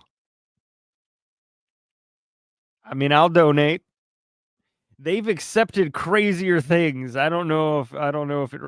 And honestly, I'm not sure if this is the first time she talked to you or not, but I know on April 11th, she's in your notes on April 11th of 2010, is she talking to you about what happened with regard to June 4th of 2008? Yeah, she's talking about what happened on the actual day of the incident. Okay. We could also have those marked. Sustained. Actually, Judge, I have clean, oh, those are marked? These are marked, Your Honor. I was just looking through my notes. They're coming. You need to tell us the exhibit number you're referring to. Okay, well, I was actually looking at exhibits 543, 537, and 542 because what you're looking for may be on here. Okay. They're out of context, so I have to review them. Okay. Are the notes marked for April 11th of 2010? No, Okay. Do you want to pull those? sure. All right. Exhibit 548 is the April note. April 11th. On the second page there, does she talk to you about the gun? Objection. Improper refreshing of recollection. He doesn't say he doesn't remember. So he's basically going to read his notes, improper impeachment. Sustained. Do you remember what you specifically wrote in your notes? Nope. Could you tell us verbatim? Not from memory. It's relevant as to what he wrote. The relevant inquiry is whether or not he remembers what she I'm said. gonna need a Does she have PayPal. a All right, speaking objection to the $2. approach? Thanks, Lois Hi, Cox. Dr. Samuels. On April 11th of 2010, do you remember that? Did you interview Miss Arias that Yes, day? I did. All right. And on that particular day, let's not refer to your notes yet. On that particular day, do you remember specifically if she talked to you about the gun? Yes, And do you remember if she talked to you about what happened in the closet and the bathroom? yes. She was fleeing his approach. Right? She ran into pulls it the off. closet. I don't know how he pulls it Remember, off, there was a but he gun does. on a shelf. It's crazy. Pointed it towards him, and I recall her telling me, and I wrote that she was hoping that the sight of the gun would hold him Come at up to bay. me with no eyebrows, Okay, and I'd was she say, So you're telling me there's a chance? hoping to create distance? She was, in fact, said that she was trying to create distance between herself and Mr. Alexander. Okay. And specifically, do you recall what she said with regard to being in the closet or running out of the closet when the gun goes off? I think she was out of the closet at that point. Do you need to refer to your notes at I all? would like to, if I can. Absolutely. Tell me when you're finished. Yes. And which exhibit are you referring to? I beg your pardon? Which exhibit are you referring I'm to? referring to exhibit 548, Okay. second page towards the middle of the page. Okay. And it said he was, It's okay. You don't have to read it. okay. So just if you want to refresh your No, recollection. I remembered, okay. Okay. She ran into the closet and was running through the closet, and that's when the gun was held up. Okay. And did you have a note in there about her, did she run out the opposite door? She ran out the opposite door, was apparently an adjoining closet. Adjoining to the bathroom? Adjoining, I think it was between the bathroom and the hallway of the bedroom, I'm not sure. Okay. Did she tell you, and you can refer to your notes if you need to, did she tell you about running out of the closet door? She did say that. And after my she laugh went out is of the closet contagious. door, did she talk about holding the gun that's all up? I'm going to say. Yes, And if she runs out of the closet door, where would she have been? she would have, I'm not, beyond the scope of his understanding, lack of foundation as to this question. Approach. Every time he objects, I'm going to hit the knee button. Did she tell you that she ran into the bathroom? yes, she did. And so when I'm asking you the question of if she ran out the door, the closet door, where did she run into? Did she ever tell you where she ran into? She ran into the bathroom. Okay. And when she runs into the bathroom, did she talk to you about pulling the trigger? Yes, And did she talk to you about the gun going off? yes. Did she say what happened after the gun went off? He let out a scream. She didn't notice blood, but he kept coming towards her. Okay. Did they fall on the ground? They fell on the ground. And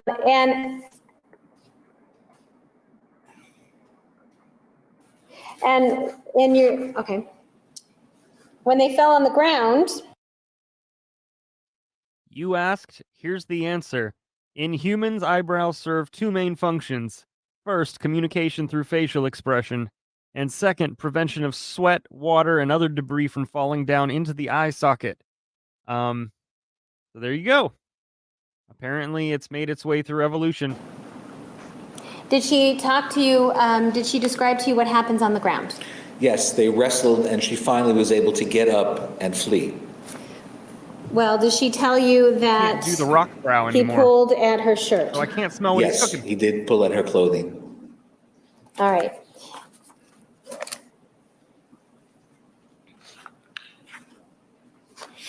On April 21st, did she talk to you again about what happened?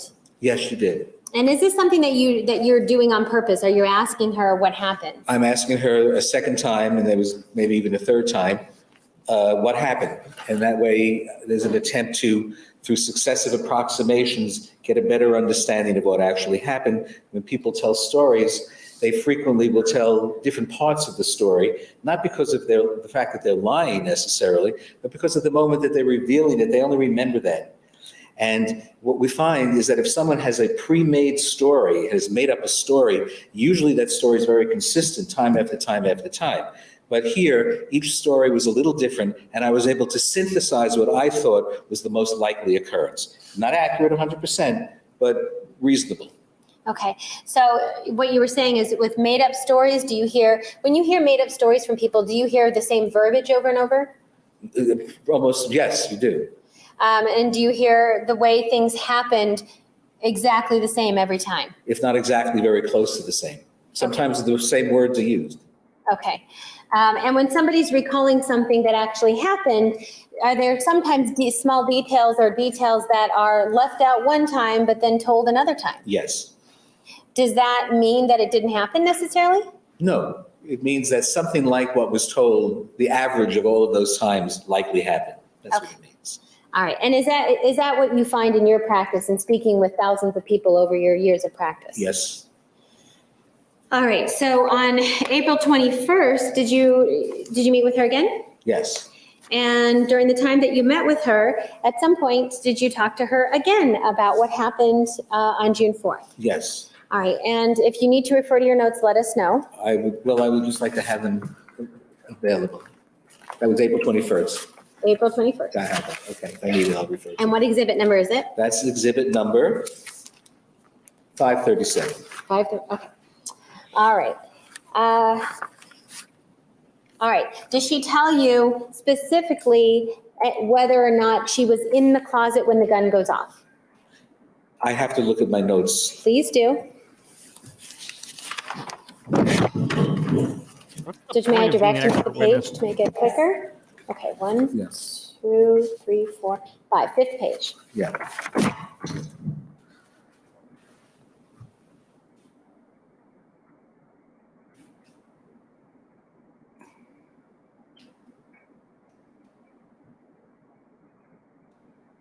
Yes. Well, she doesn't talk specifically about the closet. Okay, well, does she talk about running into the closet? Yes, she talks about running into the closet. And does she talk about creating a distance? Yes, she was trying, again, she repeated that she was trying to create a distance. And does she tell you that she goes for the gun? Yes. Sustained. And after she talks about, does she talk about the gun? I'm sorry, could you repeat that? Does she talk about getting the gun? Yes. Okay. And after she talks about getting the gun, does she say where she goes? She ran out into the hallway. Into the hallway or into the bathroom? Hold on, let me see. I just want to be sure. Yeah, please, by all means, be sure.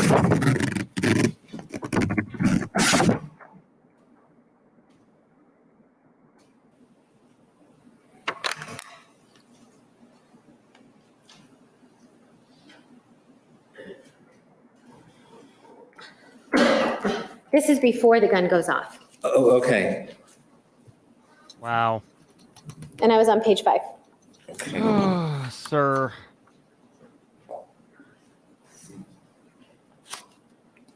Well, what I'm looking at, perhaps I'm not looking at the right place. It says she rolled over. Agreed. He says it does not refresh his recollection. It's just Same. subjection. Okay. She runs down the hallway. Oh, no, don't answer. Hold on. Okay, sorry. Okay. Well, may we let the answer stand? No, Judge, give the approach. Or yes, you may approach. You may continue. All right. Doctor, I'm going to ask you to look at a specific page Okay. from April 21st. And I just want to compare, because I know these pages are not numbered. Right. I'm looking at the 5th page under the first line that's drawn across. Is there a line at the top? Yes. After the first paragraph? Yes. Okay. And can you read through that paragraph for us? The very top one or the bottom, the one below the line? Well, can you read through the rest of that page to refresh? Sure. She runs out. No, not out loud. Oh, I'm sorry. sorry. Okay. So this way, so that when I ask you questions about Sure. what happened. Process, he knows. Overrule. Does he know? And then let us know when Does you he know finish the reviewing process? it. I'm convinced he does not. Okay. All right. Is there reference in, do you remember after reviewing your report, do you remember better what she told you? Well, I do remember that she ran into the closet, Okay. and then she said that she eventually ran out of the closet. Okay. And were you trying to describe where the closet was located? Yes. And how did you do that? Well, she described it to me. Okay. Because she had told me once before about the closet, so I combined that with what I had learned previously. Okay. And that it was adjoining to the bathroom? Yes. All right. What did she say about shooting Mr. Alexander? Well, she said the gun went off. It wasn't her intent. Okay. What was her intent? To keep distance between him and her.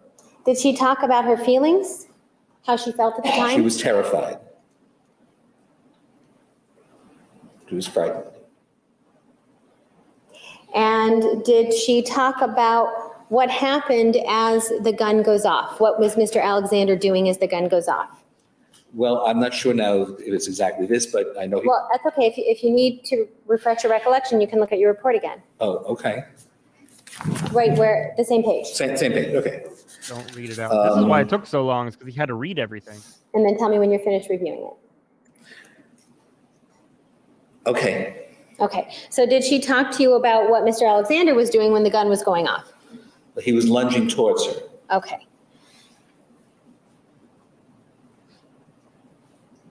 And did she talk about after he falls on top of her, what he did? Objections, leading. Overrule. Yes, she did. And what is he doing then? Well, he was on top of her, and she knew enough to indicate that he was a wrestler. And she realized and recollected at that particular moment that that was a very disadvantageous position for her. So she tried to get away and ultimately was able to get up.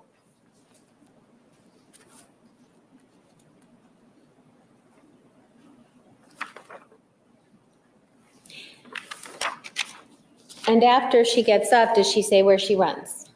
Well, I would see the hallway, but I know that, yeah, I see the hallway in this particular article. Hold on. What is the objection? The objection is that he's not being allowed to finish the question, the answer. In other words, Somebody asked for it, and so we're going to do an impromptu one. Has nothing to do with crime, but maybe it'll be And now fun. for something completely different.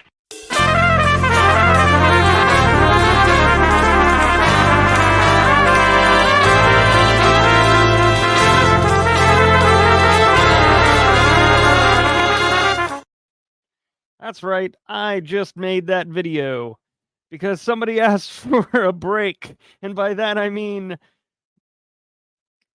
a quiz. So I've got some general questions. This will be fun, right? This will be fun. Why not? So I'm going to pick some random ones, and then we'll go over them at the end, and you all tell me how many you got right.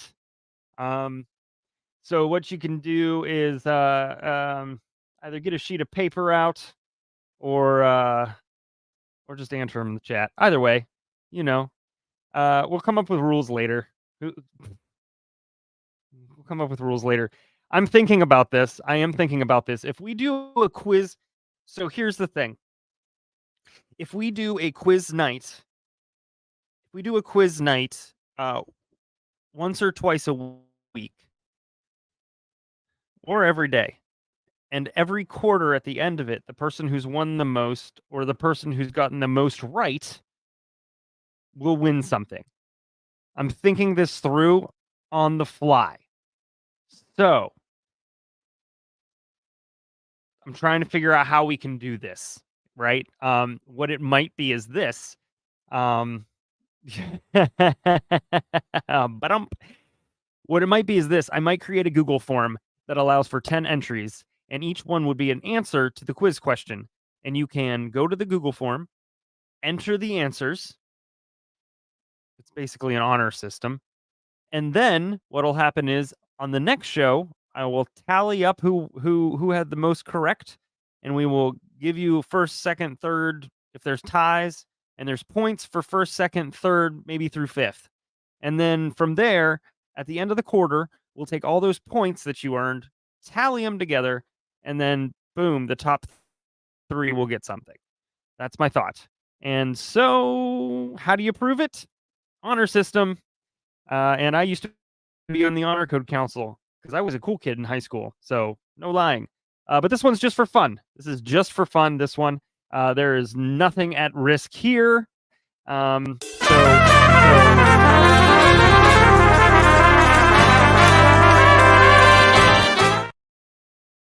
So feel free to answer in the chat tonight for sure.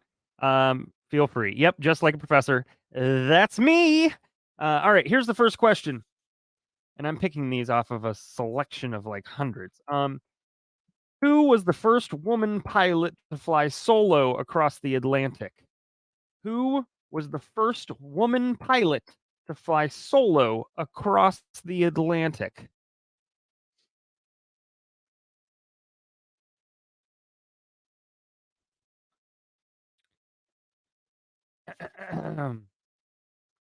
Who was the first woman pilot to fly solo across the Atlantic? All right, that's your first one. Your second one. Which country consumes the most chocolate per capita? Which country consumes the most chocolate per capita?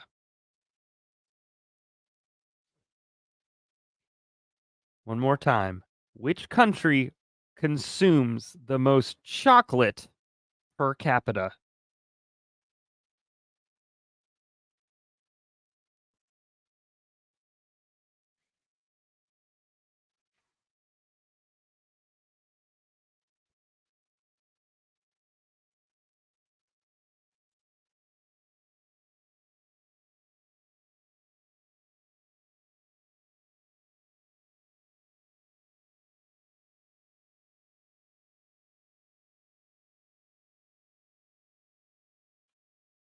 All right, which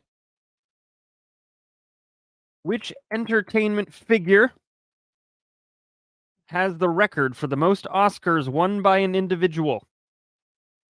Which entertainment figure has the most Oscars won by an individual?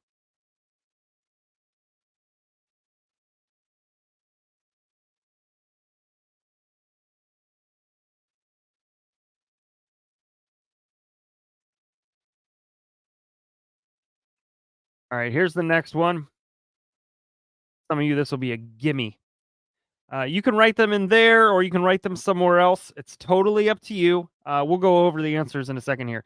What were the 4 main characters' names in the TV series Golden Girls that ran from 1985 to 1992? What were the 4 main characters' names in the TV series Golden Girls that ran from 1985 to 1992?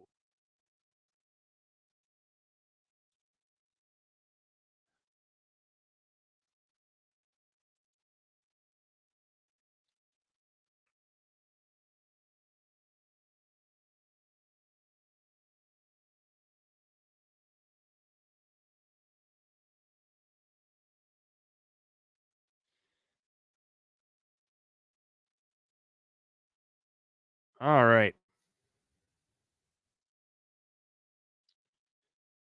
Let's see here. All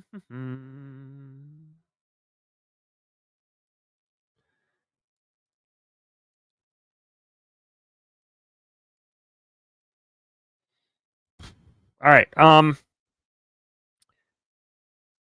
Who would win?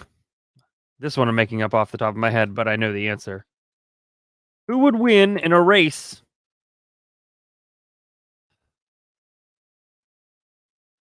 Who would win in a 1-mile race between a greyhound and a cheetah? Who would win in a 1-mile race between a greyhound and a cheetah?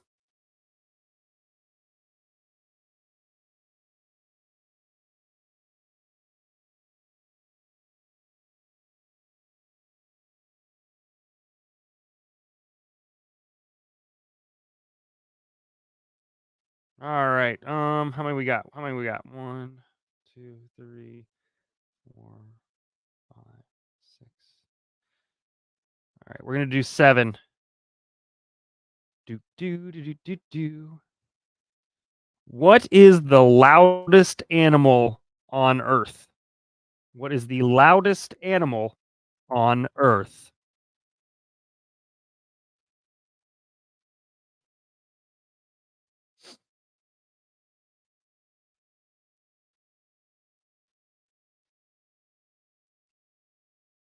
What is the loudest animal on Earth? Ooh, if you just came in, you are very confused. But this is what happens when we do things on impulse. By that I mean I do things on impulse. All right, let's go over it, shall we? I just like the name. Oh, man. All right. So who was the first woman pilot to fly solo across the Atlantic? It was Amelia Earhart. Which country consumes the most chocolate per capita? I actually saw somebody answer the right answer. It is Switzerland. What was the... that's not what I asked. Who was the entertainment figure that holds the most Oscars won by an individual? Walt Disney. He had 22 competitive awards and 4 honorary awards. What were the 4 main characters' names in the TV series Golden Girls? Dorothy, Rose, Blanche, and Sophia. Who would win in a 1-mile race between a greyhound and a cheetah? The greyhound. The cheetah can run 70 miles an hour, but only for about 30 to 40 seconds. And a greyhound can run 35 miles an hour for about 5 to 6 miles. So eventually, real fast, cheetah gonna catch up. I didn't do the math. I didn't come here to math. All right, and then finally, what is the loudest animal on Earth? Answer: the sperm whale. The loudest animal on Earth is the sperm whale. So we actually had 1, 2, 3, 4, 5, 6 answers, or 6 questions. Did anybody get all 6? Well done, you, if you did. I don't have anything for anybody tonight. But alas. I don't know. Did anybody have more than 5? Did anybody have more than 5? Did anybody have 6?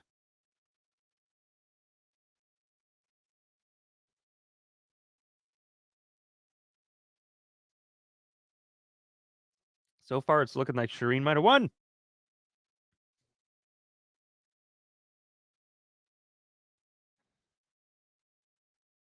All right. If this is something you like, definitely let me know. This is something that we can definitely do to take a nice break. It doesn't always have to be Chat GPT, because after a while, even I run out of ideas. Sue? Aaron said I still say 3 gas cans. Oh, man, and that was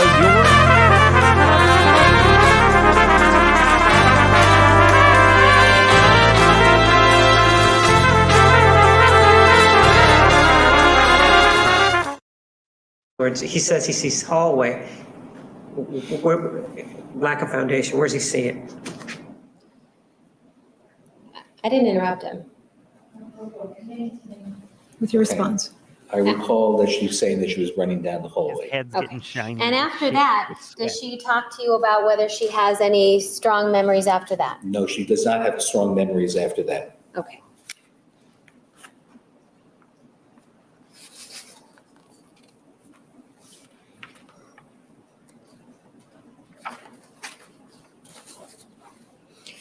All right, did she talk to you again on June 9th of 2010? Well, I have notes for June 9th, but I don't think they're acidic. Oh, Should I pull them out of here? go ahead and pull them out. So on June 9th of 2010, do you remember that you spoke to Miss Arias again about what happened on June 4th of 2008? Yes, it was a rather lengthy session. Okay. And did you speak to her about grabbing the gun? Do you remember that? Yes, And do you remember if she talks to you about running out a door? yes, she did. And did she talk about running out of the closet door? Yes, she did.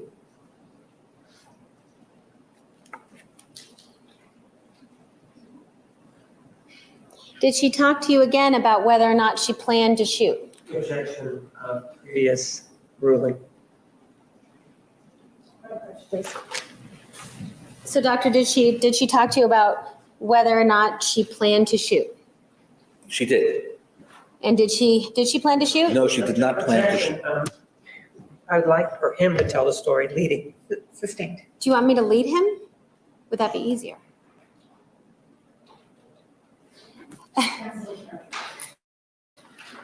May continue. Remember specifically, Dr. Samuels, what she said with regard to the gun? Well, I remember that gun was being discussed several times, and I'm not sure that it's specific to these particular notes. Okay. But I remember. Well, I'm talking specific to this particular meeting. I'd have to refresh my memory. Then let's do that. Okay. May I help him with the page? Thank you. Hold on, one. So angry. She's so angry.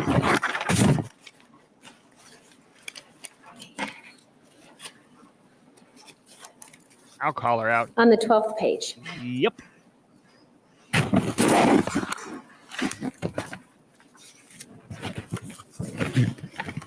The third from the end. Yes. And my question while you were reviewing that is, did she talk to you about her intentions with the gun?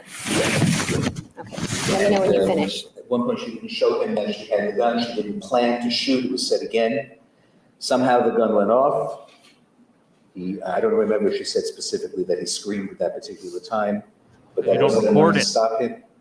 Okay, and specifically, did she talk to you about running out the door again? She ran out the door. And did she specifically tell you where she ran to in these notes? And if you need to refer I to think them. she said, I have to review just to Go double ahead. check, because I want to be sure. I don't want to make a mistake.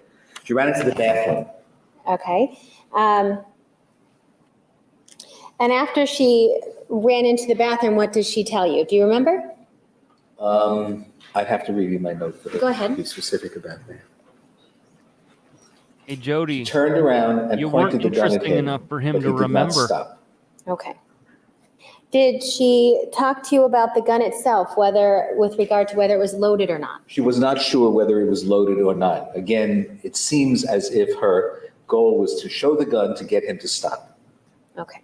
Is that based on all the things that she told you? Yes. She indicated she had never fired a gun before. Okay. And did she say what happens with the gun after she fires it? It was dropped. How was it dropped? I- Do you need to refer to your I'd notes? like to refer to my notes, so I don't Sure. want to make any errors here. He hit her, and then she dropped the gun, Okay, and then it led to the struggle. okay. After you shot him in the head? Now, does it specifically say that there was a struggle? And go No, ahead. not in read- this particular note, but they wrestled on the ground. Okay. And do you recall whether or not how she was able to get away? She managed to get up and started running down the hall. All right. And with regard to this particular note, That is this thing. where, did she discuss him being a wrestler? Yes. Did she talk to you about some of the things that Travis said to her? Well, yes, he was very angry. He called her names and threatened to kill her. And do you remember the specific quote about his threat to kill her? I'd like to be able to read that. Sure. It's on the second to last page. Yeah. He said, "I'm going to effing kill you, bitch." Okay. And it's not effing, right? Did she use the F? She used the real word. Okay.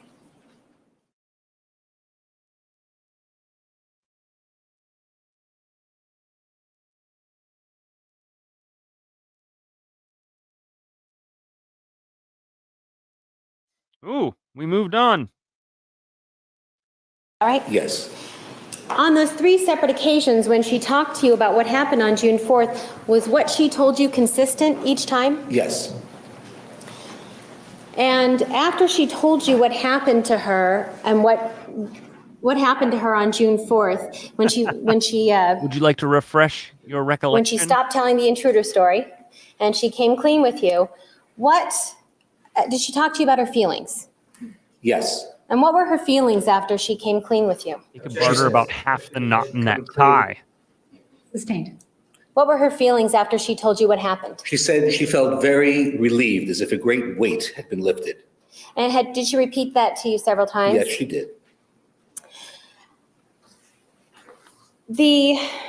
I want to talk to you a little bit about being a therapist versus being an evaluator. Okay? Sure. Now, in this case, which one were you? I was an evaluator. Okay. And in your practice, have you been a therapist? Yes, I have. Can we talk about what the difference is between a therapist and an evaluator? Sure. Okay. Tell me what it is. Okay. Well, in a case where you're evaluating someone, the purpose of your evaluation is to create a diagnosis and obtain additional information that allows you to formulate an idea as to how the personality structure of the individual is. Obviously, you want to come up with a diagnosis and try to relate the situation that they are in relative to their particular diagnosis. After the evaluation is actually conducted and tests may or may not be administered, a report is generally written for the attorney or for the organization that requires it. And that essentially concludes your involvement with that particular person unless you're called in to testify. And you said come up with a diagnosis. Do you always come up with a diagnosis? Well, yes, generally we do. Okay. Yes. And do those just range? Well, let me ask you this. How do you come up with a diagnosis, generally Well, speaking? the process of formulating a diagnosis is not a simple process. There is no one test or one procedure that allows you to develop a diagnosis with 100% assurity. The fact is that it's necessary to obtain information from as many different sources as you can. So, for example, may I use this case as an example? Sure. Upon getting the case information, I began to formulate a hypothesis in my mind. A hypothesis is what scientists refer to as a process of speculation. It's not a guess. It's an idea based upon the best information that you have at the moment. And our job is to obtain as much of that information as possible. So we begin to look at the situation in preparation for meeting with the client. That will often determine the path that we take during our interview. We also may determine at that point what testing we want to engage in. The next step would be an interview, or maybe one, or two, or three, or in this case, there were 12 different interviews. And along the way, as my hypothesis about what her condition is and was, I began to decide on what particular tests I wanted to use to either confirm, or if they didn't support my contention, it would enable me to disallow that hypothesis and create another one and see where we head in that particular case. And that is the process of conducting an evaluation. Of course, a report is ultimately written. If additional material makes itself available, an addendum may be required. All right. And with regard to being an evaluator, is there any time? Well, let me compare that to the therapist model. So when you've been a therapist, what's the difference? Well, when you do therapy, a client comes to the office with a presenting problem. They have difficulty sleeping. They may be having a marital problem. They may be experiencing a great deal of anxiety. There are numerous kinds of clinical disorders that people go to a therapist for. Maybe stop a bad habit like smoking, or to deal with a sexual dysfunction in their relationship. The individual reports their story. You try to get a general background. Usually a session or two or three perhaps is taken in getting background information so that you can place the individual within the context of their life to try and understand why this particular problem has developed at this time. If there's a spouse or the problem involves children, you would bring in ancillary family members to gather this information. Once you've done that, you can then create a therapy treatment plan. In other words, developing a plan of attack with specific targets and a timeline as for when these targets should be developed and perhaps hopefully improved. The therapy process begins. Therapy is complex. There are many different therapeutic approaches that can be used. You select the best therapeutic approach for the particular client and the problem that they're having. And then as the treatment continues, you begin to examine whether or not you are actually reducing symptoms. That's our goal. Sometimes in therapy, a psychological test is also given to develop additional information about the client. With a person who's in therapy versus a person who's being evaluated, who would see you more often? Well, usually it's the patient that's seen more often. When you're doing therapy. Right, when you're doing a therapy process, therapy can take months, it can take a year or two. We tend to be limited today in the number of sessions that can be provided due to insurance issues, but therapy may take several months. I usually try to complete my work with therapy patients within 3 to 6 months. Okay.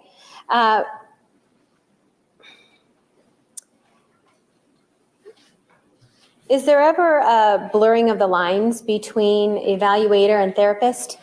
There should not be. In fact, the guidelines suggest that if you are taking the role of an evaluator, you should not be the therapist at the same time, or sometimes depending upon the way the rules are written in a particular state, never. Sir. But there are extenuating circumstances that may require that to change. If you're doing clinical therapy, then you would not be an unbiased evaluator, and therefore you should not do an evaluation. So generally, there are two different tasks that need to be conducted, and not at the same time. Okay. And are you concerned at all that you had ever blurred the line with Miss Arias? No. And that includes sending her a self-help book? That's not therapy. Okay. I want to talk to you a little bit about the MCMI versus the MMPI. Sure. They're both different psychological tests, right? Yes. Have you given both of them? Sometimes I use one, sometimes I use the other. There are cases where I might use both. Okay. And in your years of practice, have you used both? Yes. Not always together, I mean, but just over the years, have you used both of them? Yes.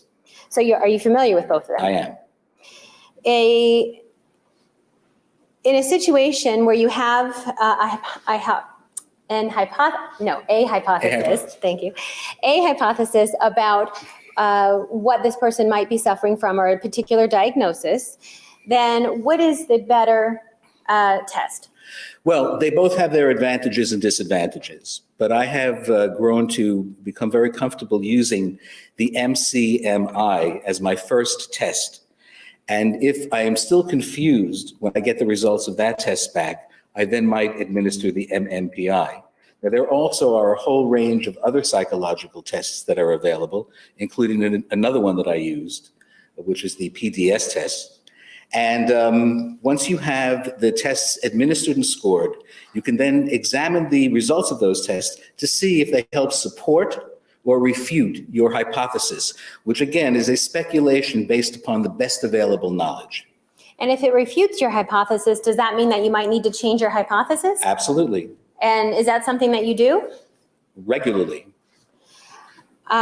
With what you said that you feel more comfortable, you've grown more comfortable with the MCMI. Why is that? Well, I have used the MCMI in clinical practice rather extensively.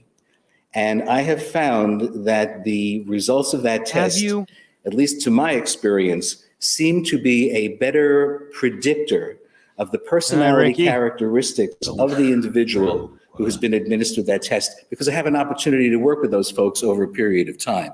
Sometimes it's almost uncanny. Now, it's not always 100%, it's never 100% accurate, but in some cases it's more accurate than in others. But generally speaking, I prefer to use the MCMI as being more related to the diagnostic criteria that I'm working on, and it also seems to be a better descriptor of the personality characteristics of the patient that I begin to learn over a period of time. We heard some talk about the fact that the MCMI has how many questions? 175. And the MMPI has 567. Does that make the MMPI better because it's longer? No, it does not. Is there any correlation is there any reason to believe that a test would be better just because it's longer? No, both tests are accepted in the field.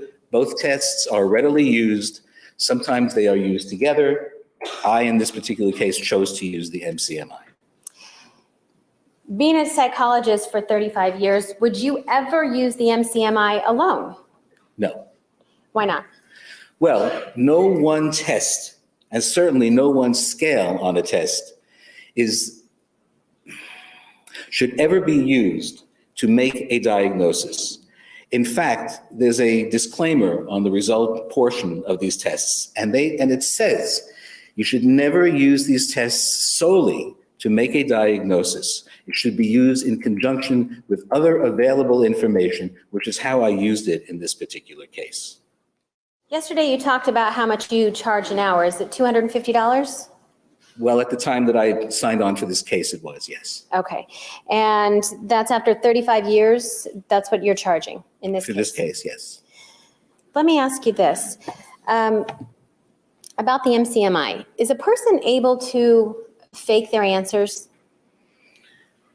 If someone had studied the construction of the MCMI, or any psychological test for that matter, meaning they went into the literature, did a comprehensive examination of why particular items were chosen, how to answer various items to throw off the test, it's conceivable that it could be done.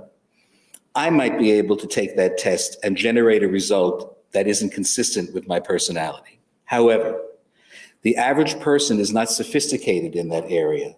The literature has to be searched for, and it's not always very accessible, and it's complicated, and it requires an advanced degree to truly understand how these tests are formulated.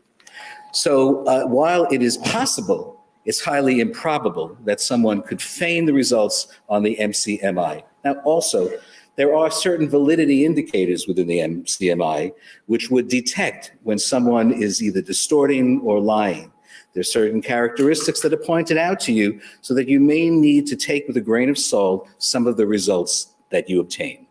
All right. And with regard to Ms. Arias's validity scales on the MCMI, how did those come out? They came out within the norm. Okay. So no concerns then? I had no concerns. All right. So let's talk for a second about this rope that has been discussed for a while in this trial. Did Ms. Arias talk to you during one of the times that you met with her? Did she talk to you about the fact that Travis tied her up with a rope? Yes. All right.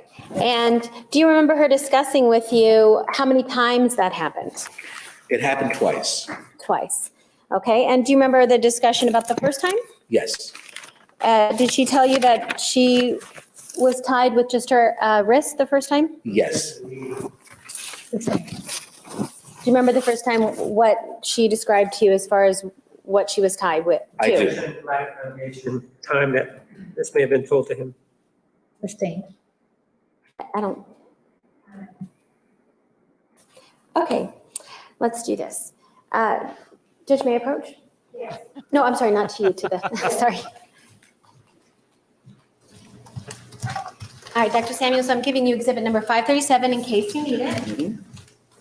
I am talking about notes that you took on April 21st of 2010. Yes. Okay? Yes.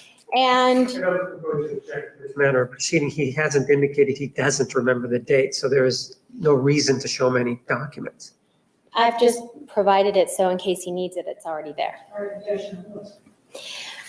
All right, so when she has discussed with you the use of being tied, or the use of a rope to tie her up, Yes. do you remember what she told you with what kind of rope was used? Yes. A little while All right, longer. and out of the times, you said there was how many times? Twice. Okay, out of the times with regard to the first time, what kind of rope was used? It was a twine. The date that she may have disclosed this.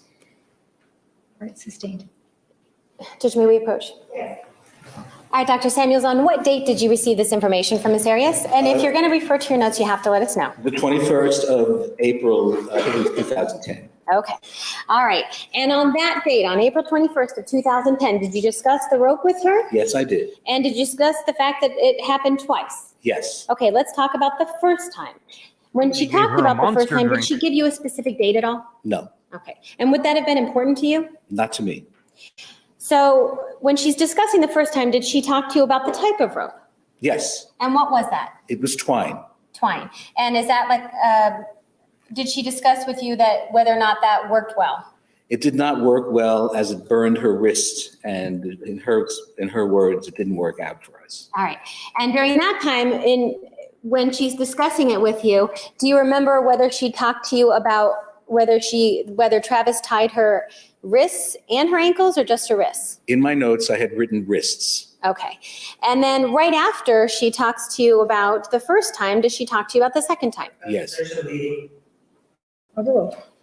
Did she talk to you about the second time? she did. All right. And the second time occurred when? That occurred, I think, around June. Does it occur on the same day that? Allowing him to finish the response. It occurred on the same day as the incident. All right. And when she talks to you about the second time with the rope, did she talk to you about how she was tied? Yes, I have written in my notes that she was tied by the ankles as well as the hands. Now, do you have a specific memory of whether she actually said that, or are you just going off of your notes? I'm going off of my notes. Okay. And during the time of this conversation, this is how you've talked to us about how you're writing as fast as you can? How fast are you writing when you're listening to Ms. Arias? I try not to interrupt someone when they're speaking because the free flow of information can be very revealing. So as they are speaking, I write. And sometimes they speak faster than I can write. But again, I don't like to record because it's an inhibitory process. So there are times when something may occur, my mind may slip, because they may switch the topic, or I just can't keep up with them, and I may miss a word or two. But generally, I can fill in what was missing. If necessary, I can go back, if it's an important fact, and re-inquire once they've finished talking. And if it's an important fact to your diagnosis, is that something that you might do? Go back and later on? Absolutely. And if it was that important, I would then inquire about that again and as many times as necessary until I'm satisfied with the accuracy of the information. Okay. And when it's something that's not important to you, does it matter? Not to me, no.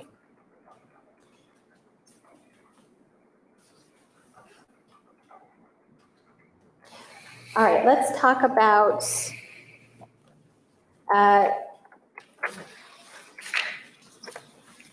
I'm continuing with the conversation that you had with her on April 21st, okay, of 2010. Yes.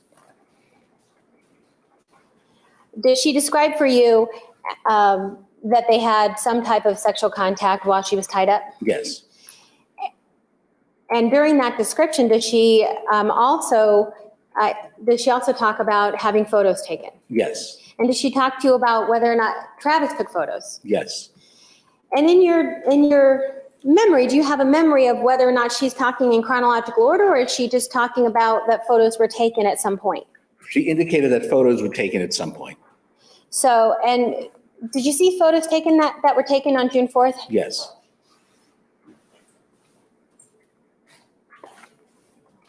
All right, and I'm continuing with the conversation that you had with her on April 21st of 2010. Do you remember being asked the question by the prosecutor that whether or not Travis, that Miss Arias reported to you that Travis asked her to take pictures of him?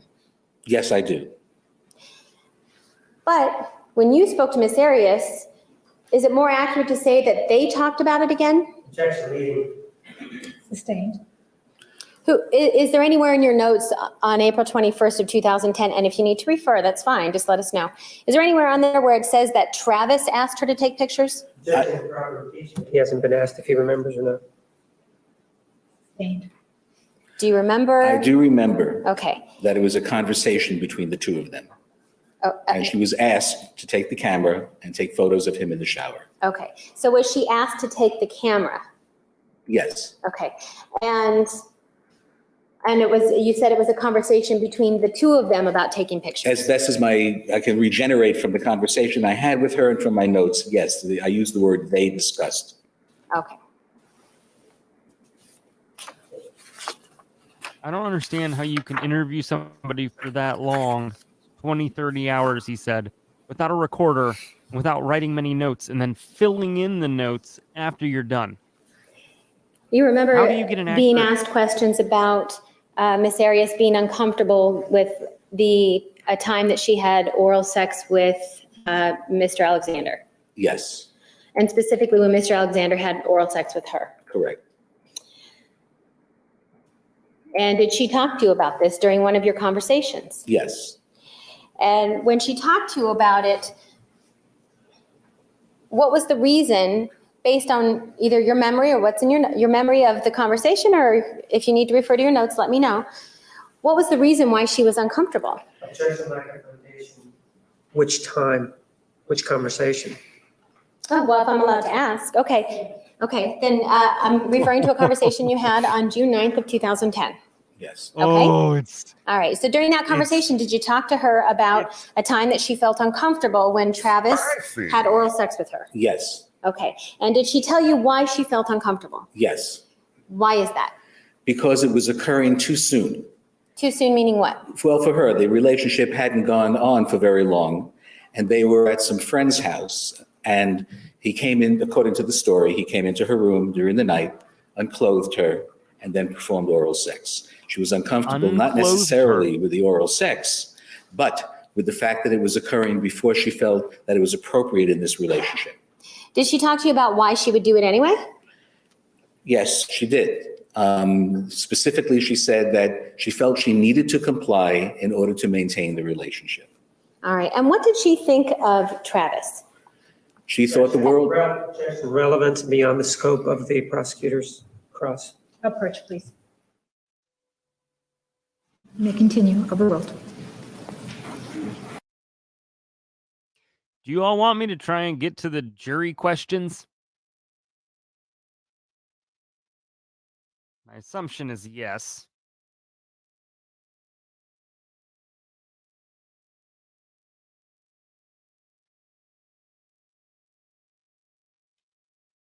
Yes. All right. The With me, but, right. assault because she had therapy to somebody. What was it?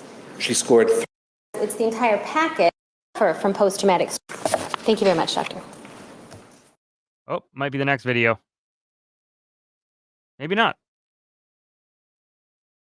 Do you What happened? understand? Yes. Ladies and gentlemen, I'm going to be asking the juror questions you submitted in the order you Here we submitted go. them. If you have any questions about this procedure, please refer back to your preliminary jury instructions.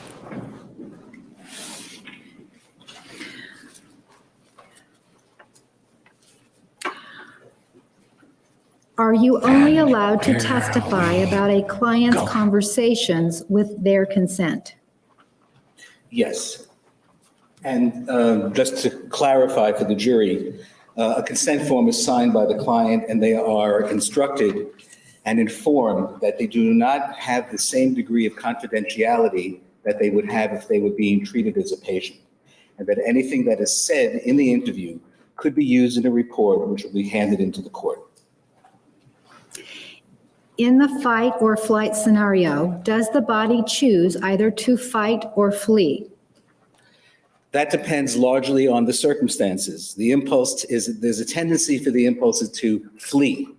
But in the event that you can flee, or if there are opportunities to protect yourself in a more direct fashion, then that tendency may evolve. But the tendency is to flee for most circumstances. Can both occur at the same time? Yes, we see that type of behavior. We saw it in this particular case as well, where there was an attempt to flee and at the same time. To clarify, answering the question. and then Juan Oh, can gets you to, continue? and then defense you. again.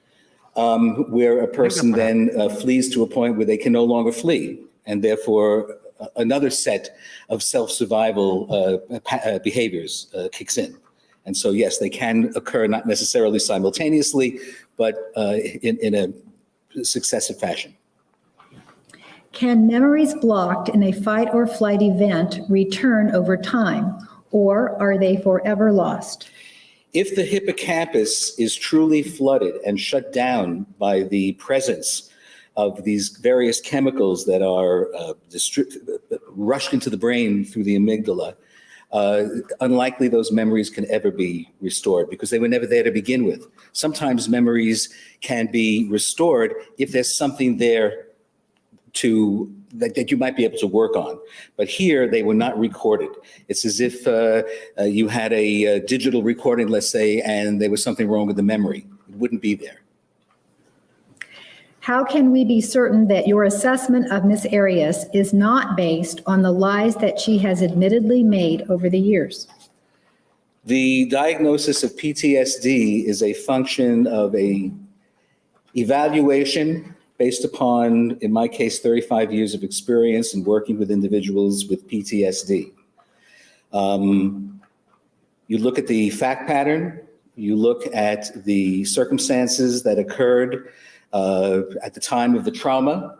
You look to see from the diagnostic list which of these characteristics are presented by the client, and it is on that you make your diagnosis. And I can say that within all reasonable psychological probability, she does meet the criteria for post-traumatic stress disorder. Did you use hypnosis on Ms. Arias to attempt to recover her memory? No, I did not. To your knowledge, did anyone else use hypnosis on Ms. Arias to attempt to recover her memory? Not to my knowledge. During the fight or flight reaction, do you believe it is possible that these memories do in fact exist? Well, I'm basing my assumption on what I know about the physiology of memory. And it is less likely that memories are formed during that state of excitement and arousal. So I would have to say there's a high probability that the memories do not exist. They never existed. If someone with that experience could draw from photos, journals, videos, and other methods, could they not extract some old, lost, or forgotten memories? What happens sometimes is that people begin to read about what happened to them, and they hear stories from people who were there at the time of the incident, whatever that is. They may see photographs of what happened. They may begin to incorporate that information and form pseudo-memories that aren't real memories. They may begin to learn about the incident, but not from firsthand memories. But the strange thing about human memory is that we can sometimes be, they can sometimes are called implanted memories. And if you say things enough to an individual, especially children, you can actually get them Not if you're to fast believe enough. something that you've implanted, as opposed to having it been a true memory experience for them. So it's possible, but unlikely, especially for adults. Are there other psychologists or doctors in your field who have differing opinions on the items you testified about, or is there 100% consensus in your field?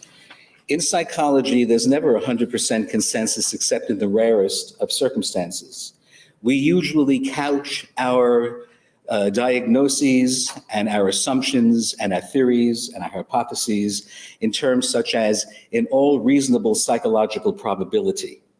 Unlike some areas of medicine where if there was an appendicitis attack, you can actually go in and see that damaged appendix, remove it, and you now know the person does not have an appendix any longer.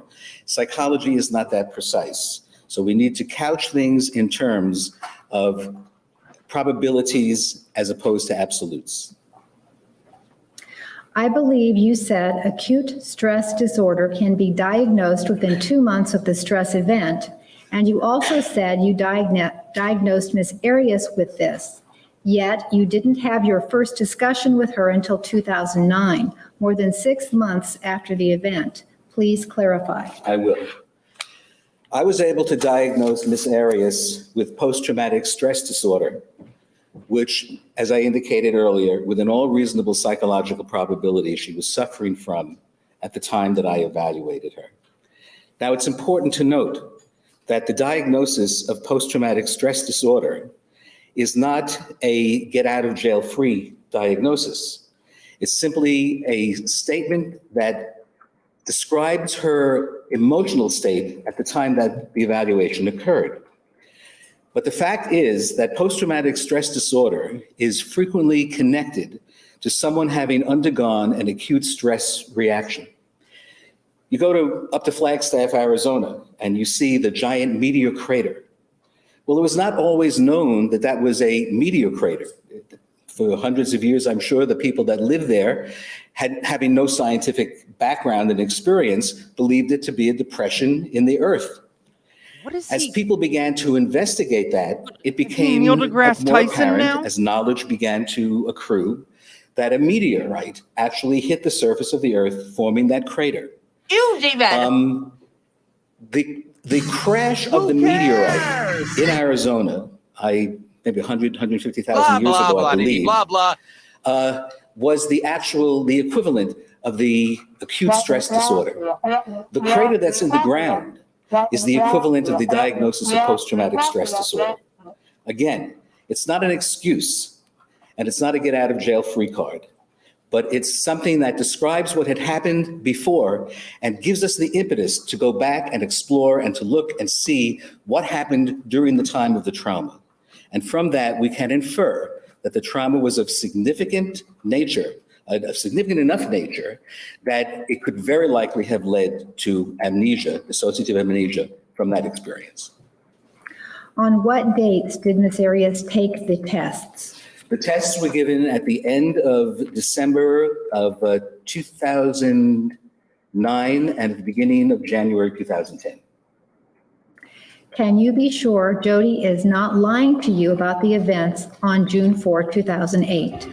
Not with 100% certainty. I can't say that. However, when you look at the repeated stories, several different times asked the same question, the story was not 100% the same, but the basic aspects of the story were sufficient. And it seemed to, at least with certain elements, be consistent with the description of the crime scene. So I would say there's a very strong probability that once she finally told the right story, the second story, that she was being truthful at that time. Would the shutdown of the hippocampus be affected by the level of control an individual has over the traumatic event? For example, a soldier intentionally bursts into a room to kill an individual versus an individual jumps out at a soldier on routine patrol. Yes, in fact, if someone is trained specifically for combat, the likelihood of them developing a stress reaction at the time of a battle is significantly reduced, but not totally. And all you have to do is to look at the press releases, follow the television and radio reports, and see the number of cases of post-traumatic stress disorder that occur with our trained military people. Earlier in the trial, I referred to a Time magazine article that was referring to a trained police veteran who was a trainer, actually, who himself was involved in a shooting incident or where he was threatened with a gun. And he had many of the characteristics of an acute stress disorder. So even with training, it doesn't guarantee that you won't react with acute stress, but it does reduce your probability. Regarding the events of June 4, 2008, do you feel Jodi had suppressed memories or are they missing entirely? It depends. Now, I can't measure that because we don't have the tools. We don't have a psychological MRI, for example, to check to see what memories truly exist. But based upon what is known about acute stress disorder and what is known about the neurology of memory formation, I would say it's highly unlikely that she has true memories of what occurred during that period of time when she was in acute distress. So here's the thing. He is implying that the only way to have this acute distress, and remember, I'm not a doctor. I only play one on TV. The only way to incur this distress is by having an action done to you. I would argue that this distress can also happen by enacting upon somebody else. I believe that you can have this distress and this reaction and PTSD, like soldiers do, by hurting somebody else, by going through something traumatic, by causing the trauma, just like you can having the trauma done to you. If you are not, even people who are used to going through violence and doing violence to others, they have trauma. It doesn't matter how many people as a sniper that you have taken out from long distances. You still, despite the long distances and the multiple times of doing it, have trauma inflicted upon you, whether, consciously or subconsciously, it still happens. So the fact that he is only thinking of this one-sided it just completely negates his credibility for me. If you feel she had suppressed memories, did you try hypnosis? If not, why? In the case of dissociative amnesia, the memories are not there to bring back. Now, as I indicated, I have been asked by police departments at various times to try to use hypnosis. I've used it a few times. It's generally not all that helpful. It's because in cases of dissociative amnesia, the memories aren't there. Yet, it has been successful a few times, especially for officers to try to remember more clearly the description of the particular perpetrator that was involved in the interaction that they were having. I would say the probability of success is relatively small, and I generally don't use it for those purposes anymore because it was simply not cost effective. As a professional, what steps do you take to assure yourself that someone has truly lost their memory or suppressed their memory, as opposed to simply lying about an event? You have to look at the surrounding information. I have no way of being 100% sure that what we're dealing with here is dissociative amnesia. And yet, all the evidence strongly suggests that with an all reasonable probability, this is what happened. The reason we say this is because over the years, a great deal of research has been conducted on people who have been in similar situations. And there are consistent reports of dissociative amnesia occurring. It's a true phenomenon. It's not something made up. In fact, 30% of people convicted of homicide report amnesia. And it depends upon the nature of the killing. So I'm pretty confident that we can be fairly certain that she does suffer from amnesia for that period of time of the acute stress. Do you feel it is possible for an individual to fool professionals into believing they have suffered post-traumatic stress disorder or acute stress disorder? Again, if you take someone, if they tell you the story one time, you really have nothing to compare that with. And that's why a thorough investigation, a thorough evaluation is the proper way to conduct such an evaluation. You just don't stop there. You start looking at the surrounding information. You try to get collateral input. In this particular case, we had crime scene descriptions. We had crime scene photographs. I re-interviewed her several times to get the story in several different ways. And it is my feeling that once the story changed, she was essentially telling what actually happened. We were also able to confirm the presence of trauma-related symptoms through the testing. The testing is sensitive to the presence of trauma. Now, again, is this a 100% accurate situation? Like taking someone's temperature and it's 102.7 and we pretty much know that that's the temperature? No, it isn't. These are probabilistic techniques, and much of it is based upon our experience and a review of the other people's work in the field. And I'm pretty confident that she does suffer from amnesia and post-traumatic stress disorder. To your knowledge, was Jodi tested more than once on any given test? Not to my knowledge.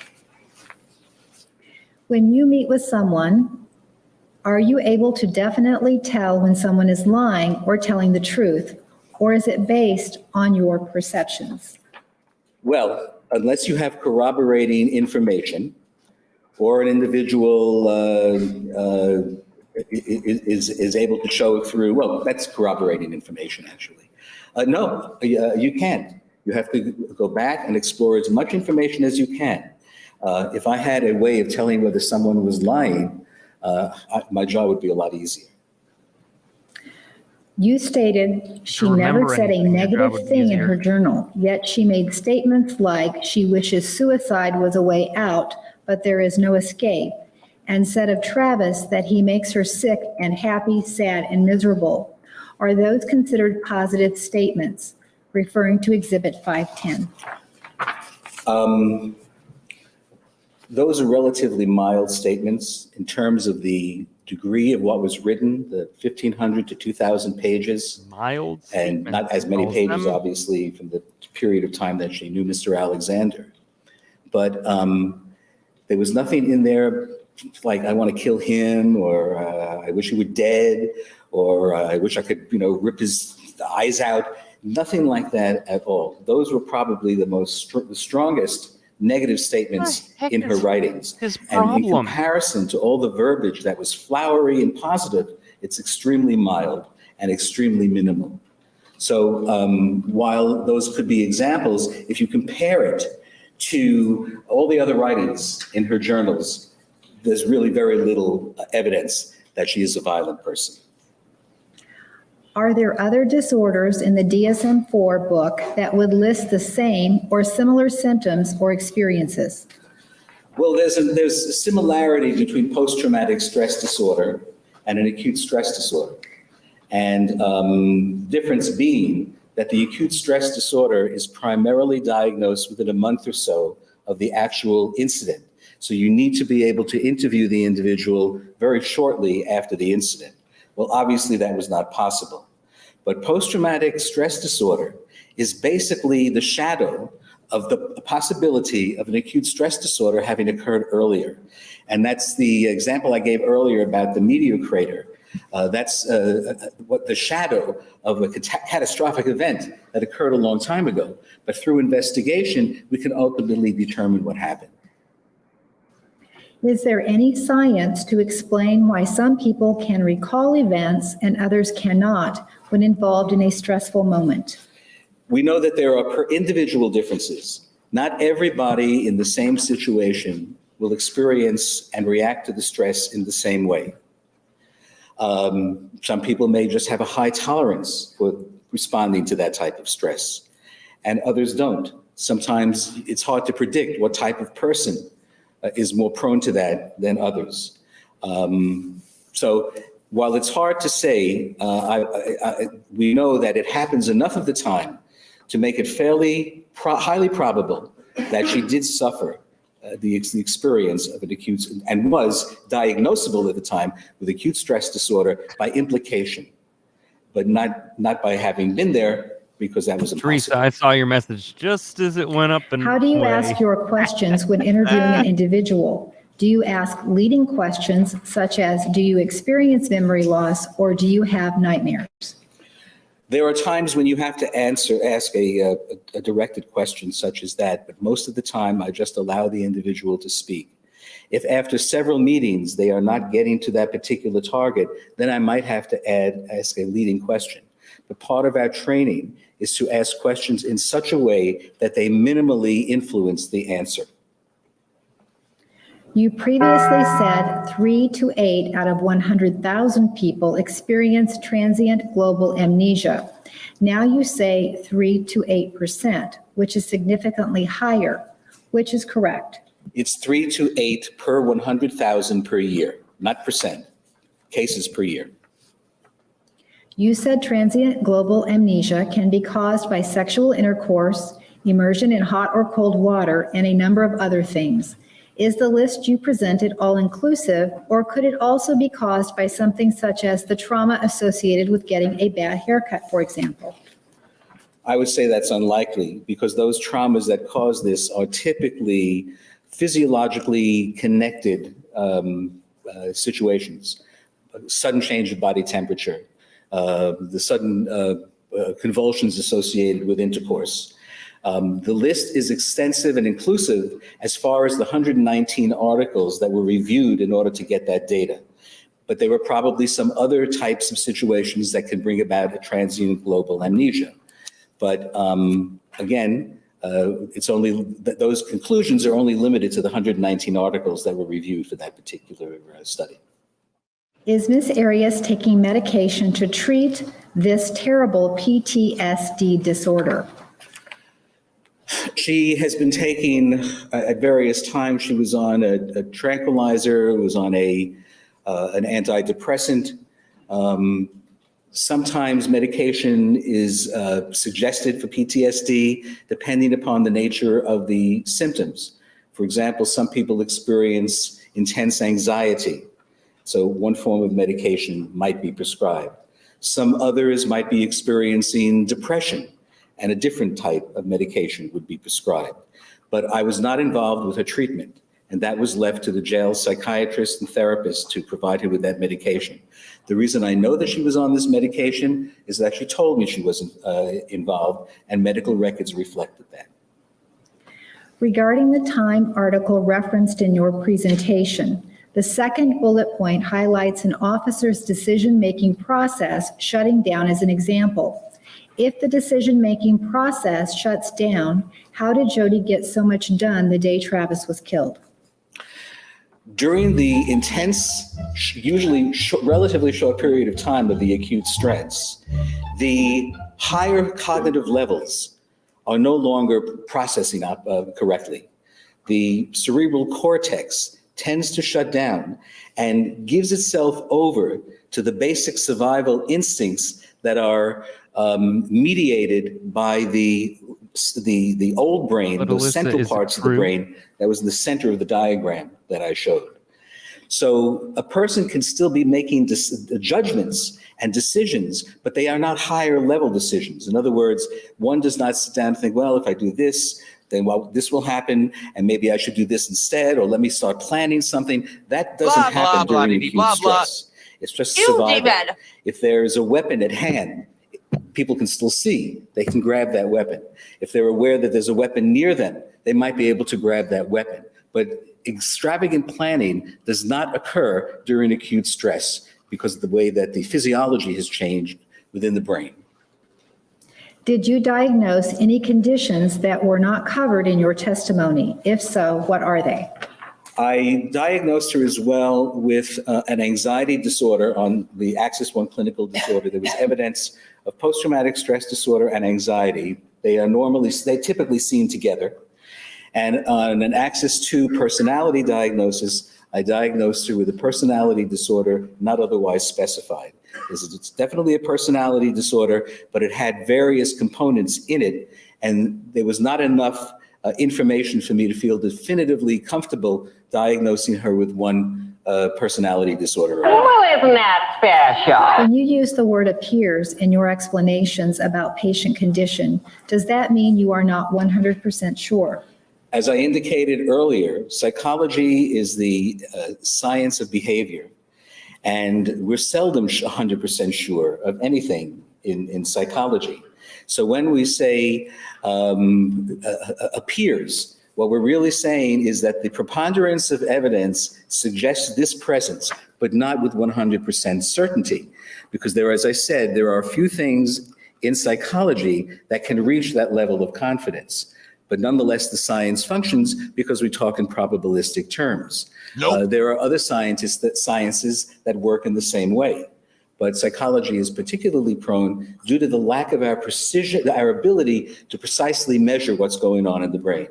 Now, we are getting better at that. Blah, blah, blah, Neuroscience blah, has blah. advanced tremendously in the last year, 10 and 15 years.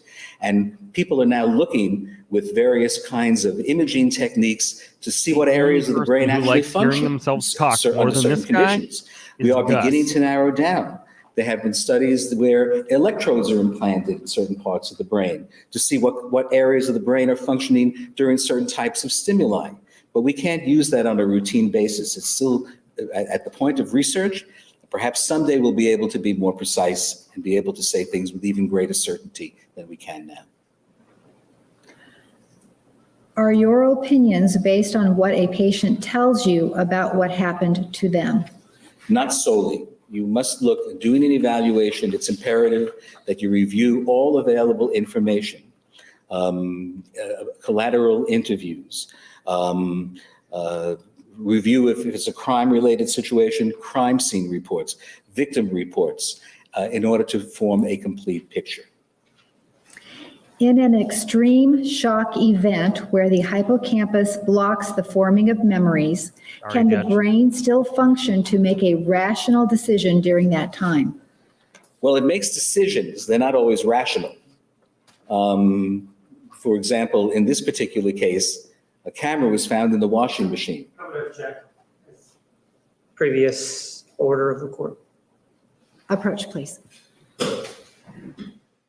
Stating the objection. When discussing intrusive thoughts, did you use the term actors? If so, what did you mean by actors? Well, what I was referring to was, and I think this relates to the fact that the story changed. A stressful incident occurred. Initially, it was explained that the stressful incident involved two people coming into the house and threatening her life. That's one set of actors. In the second story, it was Mr. Alexander who was going after her and threatening her life. That was the second set of actors, so to speak. Are you kidding me? The second actor. That's what I was referring to. Only the change in particular specifics about the situation. Nonetheless, both would have been traumatic experiences. Regarding the tremors or shakes you witnessed with Jodi, how can you tell it is caused by PTSD or memories rather than fear for herself and her future? As far as I know, Fear enjoying of being retirement. found guilty. She retired. Well, Ms. Arias told me not only 2019, did she occasionally shake, 2021, and somewhere in there. indicated to me that time connected it to an incident with Mr. Alexander, but she had other physiological changes as well, including as we began our discussions and she began telling the second story, she would report to me that her hands became sweaty, while she was discussing certain elements. Miracle This is worker! actually a second physiological reaction to thoughts and memories of what had gone on during the attack, at least at the beginning of the attack and the end of the attack, or the end of the incident when she was leaving. And those are the intrusive thoughts that she had. Those tend to produce sweaty palms as well. Shaking was reported in response to thoughts about Mr. Alexander yelling at her, chasing her, so forth. Did you see Jodi shaking before she ever mentioned it to you? I did not notice it initially. I And knew the it was reason for palm that spaghetti. is because when I interviewed Ms. Arias, I was behind a partition that was about this high, and her hands were down on the table or in her And there was lap. much I could rejoicing. see her hands. And there is a screen, a wire mesh screen, a very thick, very strong screen that truly obliterates your ability to see. So it was very hard for me to observe that. She did point it out at one point when I inquired about any physiological reactions. She told me that she shakes. Now I asked want her, to break can you show me where it free. is that you shake? And she got to demonstrated it, but I break don't think that she was shaking at that moment because of something we were talking about. But it would be very difficult for me to see under those conditions of interview. Are the actions a person performs while the hippocampus is overwhelmed by a severe trauma the autopilot, non-reasoned reactions or choices? Yes, that's precisely what I'm indicating here. They're not rational, tends to be disorganized, tend to be frenzied, tend to be poorly planned. Are actions while in this state generally reflective or consistent with one's core personality? They might be modified to some degree, but again, you're on autopilot here in the case of acute stress. Per hour is more than just reviewing like in a the case. case of the police officer who had a great deal of control, he knew what he can do. He was still overtaken by the acute stress. Now, he was able to pull out of it.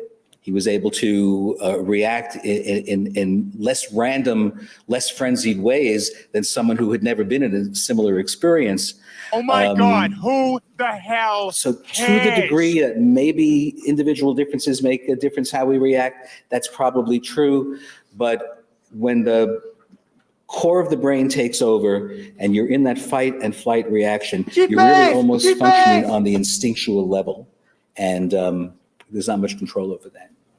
Can these actions be extreme opposites to that? For example, a mild pacifist person becomes a violent, brutal person. Can the mind choose when the hippocampus is overwhelmed?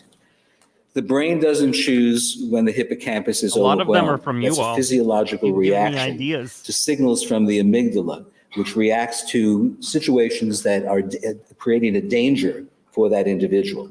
It's completely autonomic. It's what they call, it's the autonomic full of nervous herself system. to It's expect you automatic. to. It's like She really is. an emergency surprise. system in an elevator. The emergency brake system in an elevator. If the cable snaps, the elevator may start plummeting down, but automatically disconnected from assumes, anything else, which means that she's an and using asteroid. centrifugal force and gravity, the brakes automatically engaged. There's no thought involved with that. The reason that happens that way is that it has to happen quickly. Sitting in audacity. And in order for a fight waiting or to be flight cut. reaction to occur, it has to Time that happen I very, don't very quickly. have. And there's little control that we Sitting have there. over that type of reaction. In the process of killing someone, isn't it possible, even probable, that adrenaline output would increase whether someone was in fight or flight mode or in the act of a premeditated killing? There's a difference usually between the crime scene of a premeditated killing. Rigged. Judge may reapproach. You may. Fake news.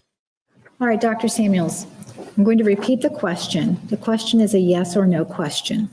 In the process of killing someone, isn't it possible, even probable, that adrenaline output would increase whether someone was in fight or flight mode or in the act of a premeditated killing? There are two questions in there, and they have different answers, Your Honor. All right. Okay? Is it possible? Yes. Is it probable? No. Those weren't the two If questions. not, why? without referring to this case?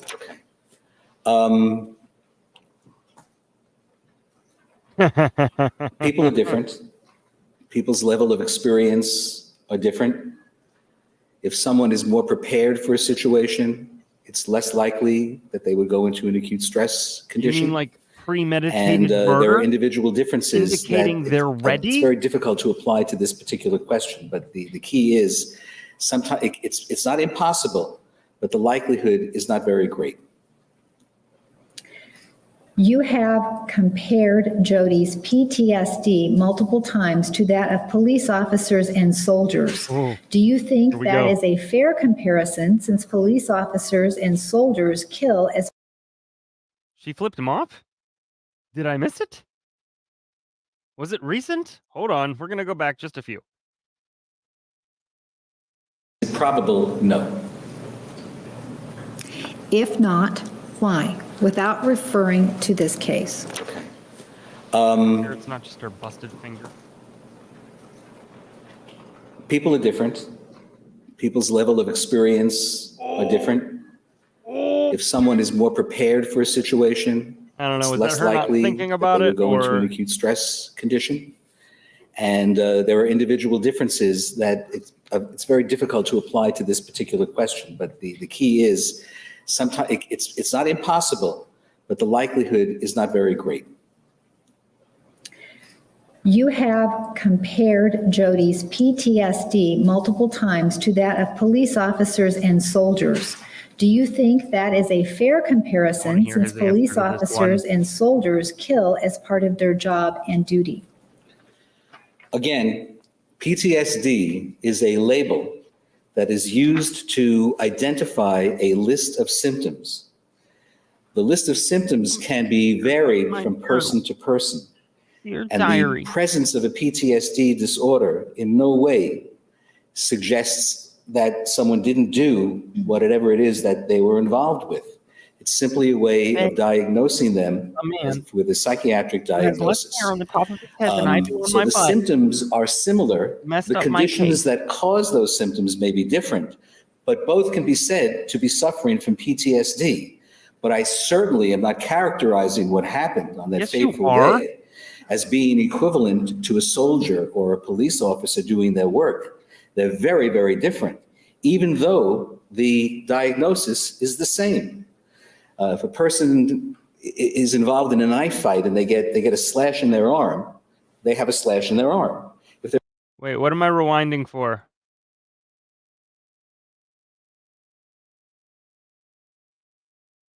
We did rewind the bird.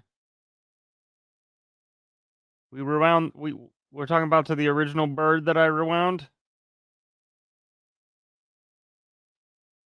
Are we good?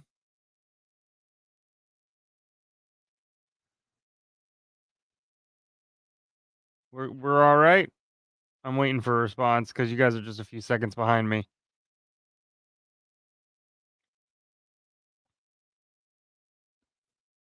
Thumbs up. All good. in an automobile accident and they have a slash in their arm, they may both be diagnosed in the medical terms with a slash in the arm using the medical terms. knew you But the would. circumstances that led to those two injuries are very different, even though the injuries are similar. She did. Is there a diagnosis for selective amnesia? No, there is not. It is not a DSM diagnosis. Good point, Angie. Would you continue to evaluate a person who was not being honest with you? That happens sometimes, but rarely. But at some point, you have to give up. At some point, it may be appropriate to say to that person, look, I don't feel that you're cooperating with me. Let me find you another evaluator with whom you may feel more comfortable, more open, and more honest. So there are times when you just have to give up. It's foolish to just continue. It's not productive. Why didn't you re-administer the test once Jodi admitted to killing Travis? I reviewed the test, and the reality is that her numerical score, which is what is used to determine whether or not a person meets that diagnosis, would not have changed, because the only change in the test is the description of what the most intense stressor was. And the descriptions are used for the purpose of psychotherapy, not for diagnosis. So the presence of the disorder is determined numerically. The particular type of trauma is used for purposes of therapy. So it really didn't need to be re-administered. It seems 25 to 30 hours is very inadequate to evaluate someone who has killed another person, especially in such a traumatic way that Ms. Arias did, and to diagnose her with PTSD. Wouldn't you agree that this amount of time was inadequate to accurately evaluate and diagnose Ms. Arias? No, not at all. Typical evaluation may run 6 or 7 hours, 10 hours, 12 hours if you do a lot of testing. If it goes beyond 20 or 30 hours, the nature of the relationship begins to change. I need batteries. You become a constant visitor. There may be a sense that you're a visiting friend. I was ready. There may be a tendency to want to offer advice to the individual.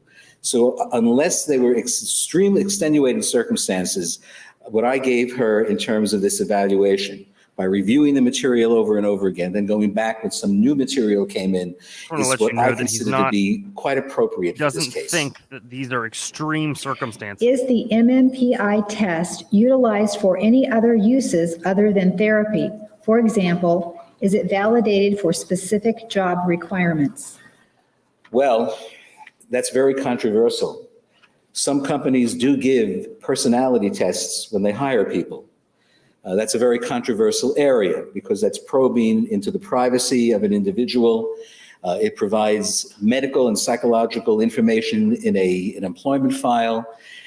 So the answer is that it's a very controversial area. It is being done. Sometimes it can actually be helpful and beneficial, but I believe it's a violation of the individual's rights to privacy. All right, we've hit rights to privacy tonight.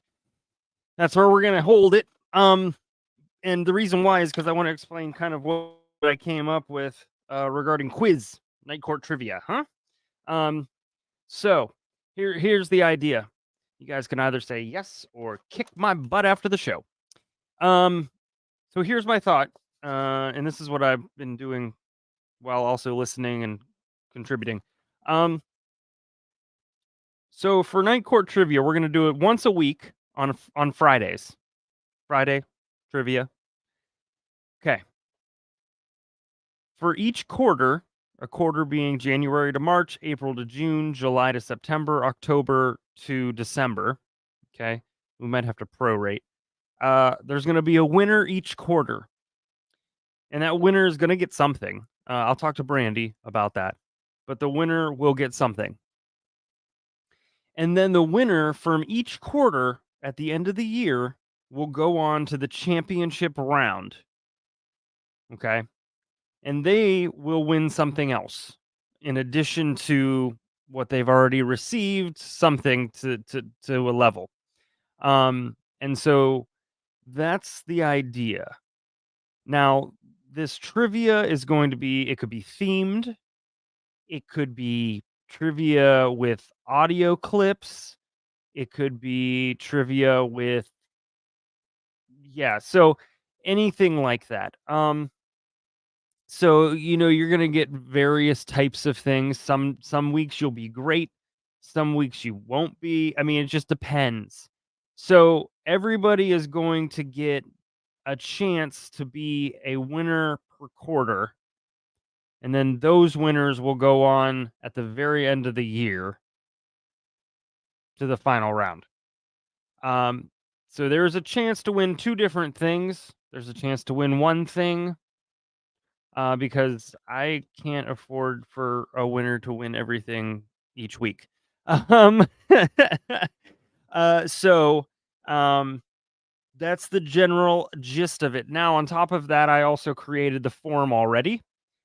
And so here's your form.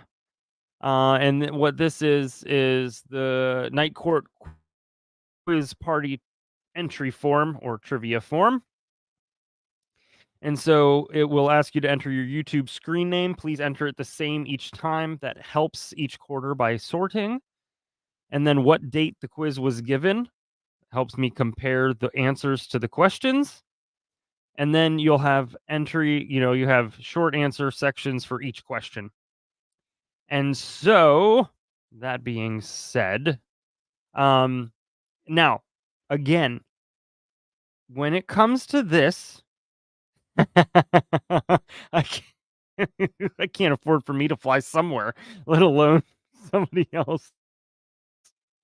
Okay. So, Sean, this night court's Monday, Wednesday, Friday, and sometimes on Sundays, depending. At 8:45 typically. And so, anyways, this is honor system. We have to go. That's a good thought, Angie. Maybe we should do we should do 4 weeks, the person with the most points each month, and then we have 12 people at the end of the year. More people can be involved. There's more chances. Now, if at the end of the month the same person wins a month, I'm going to go to the next person as the second place to be that representative of that month, because we can't have one person representing more than one month. Angie, that's a really good idea. So we'll do that. We'll do monthly.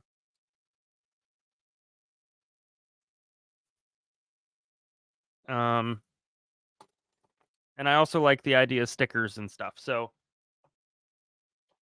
I'll work that out within myself. Not close. Well, kind of close, but not close. Okay. So that's the idea.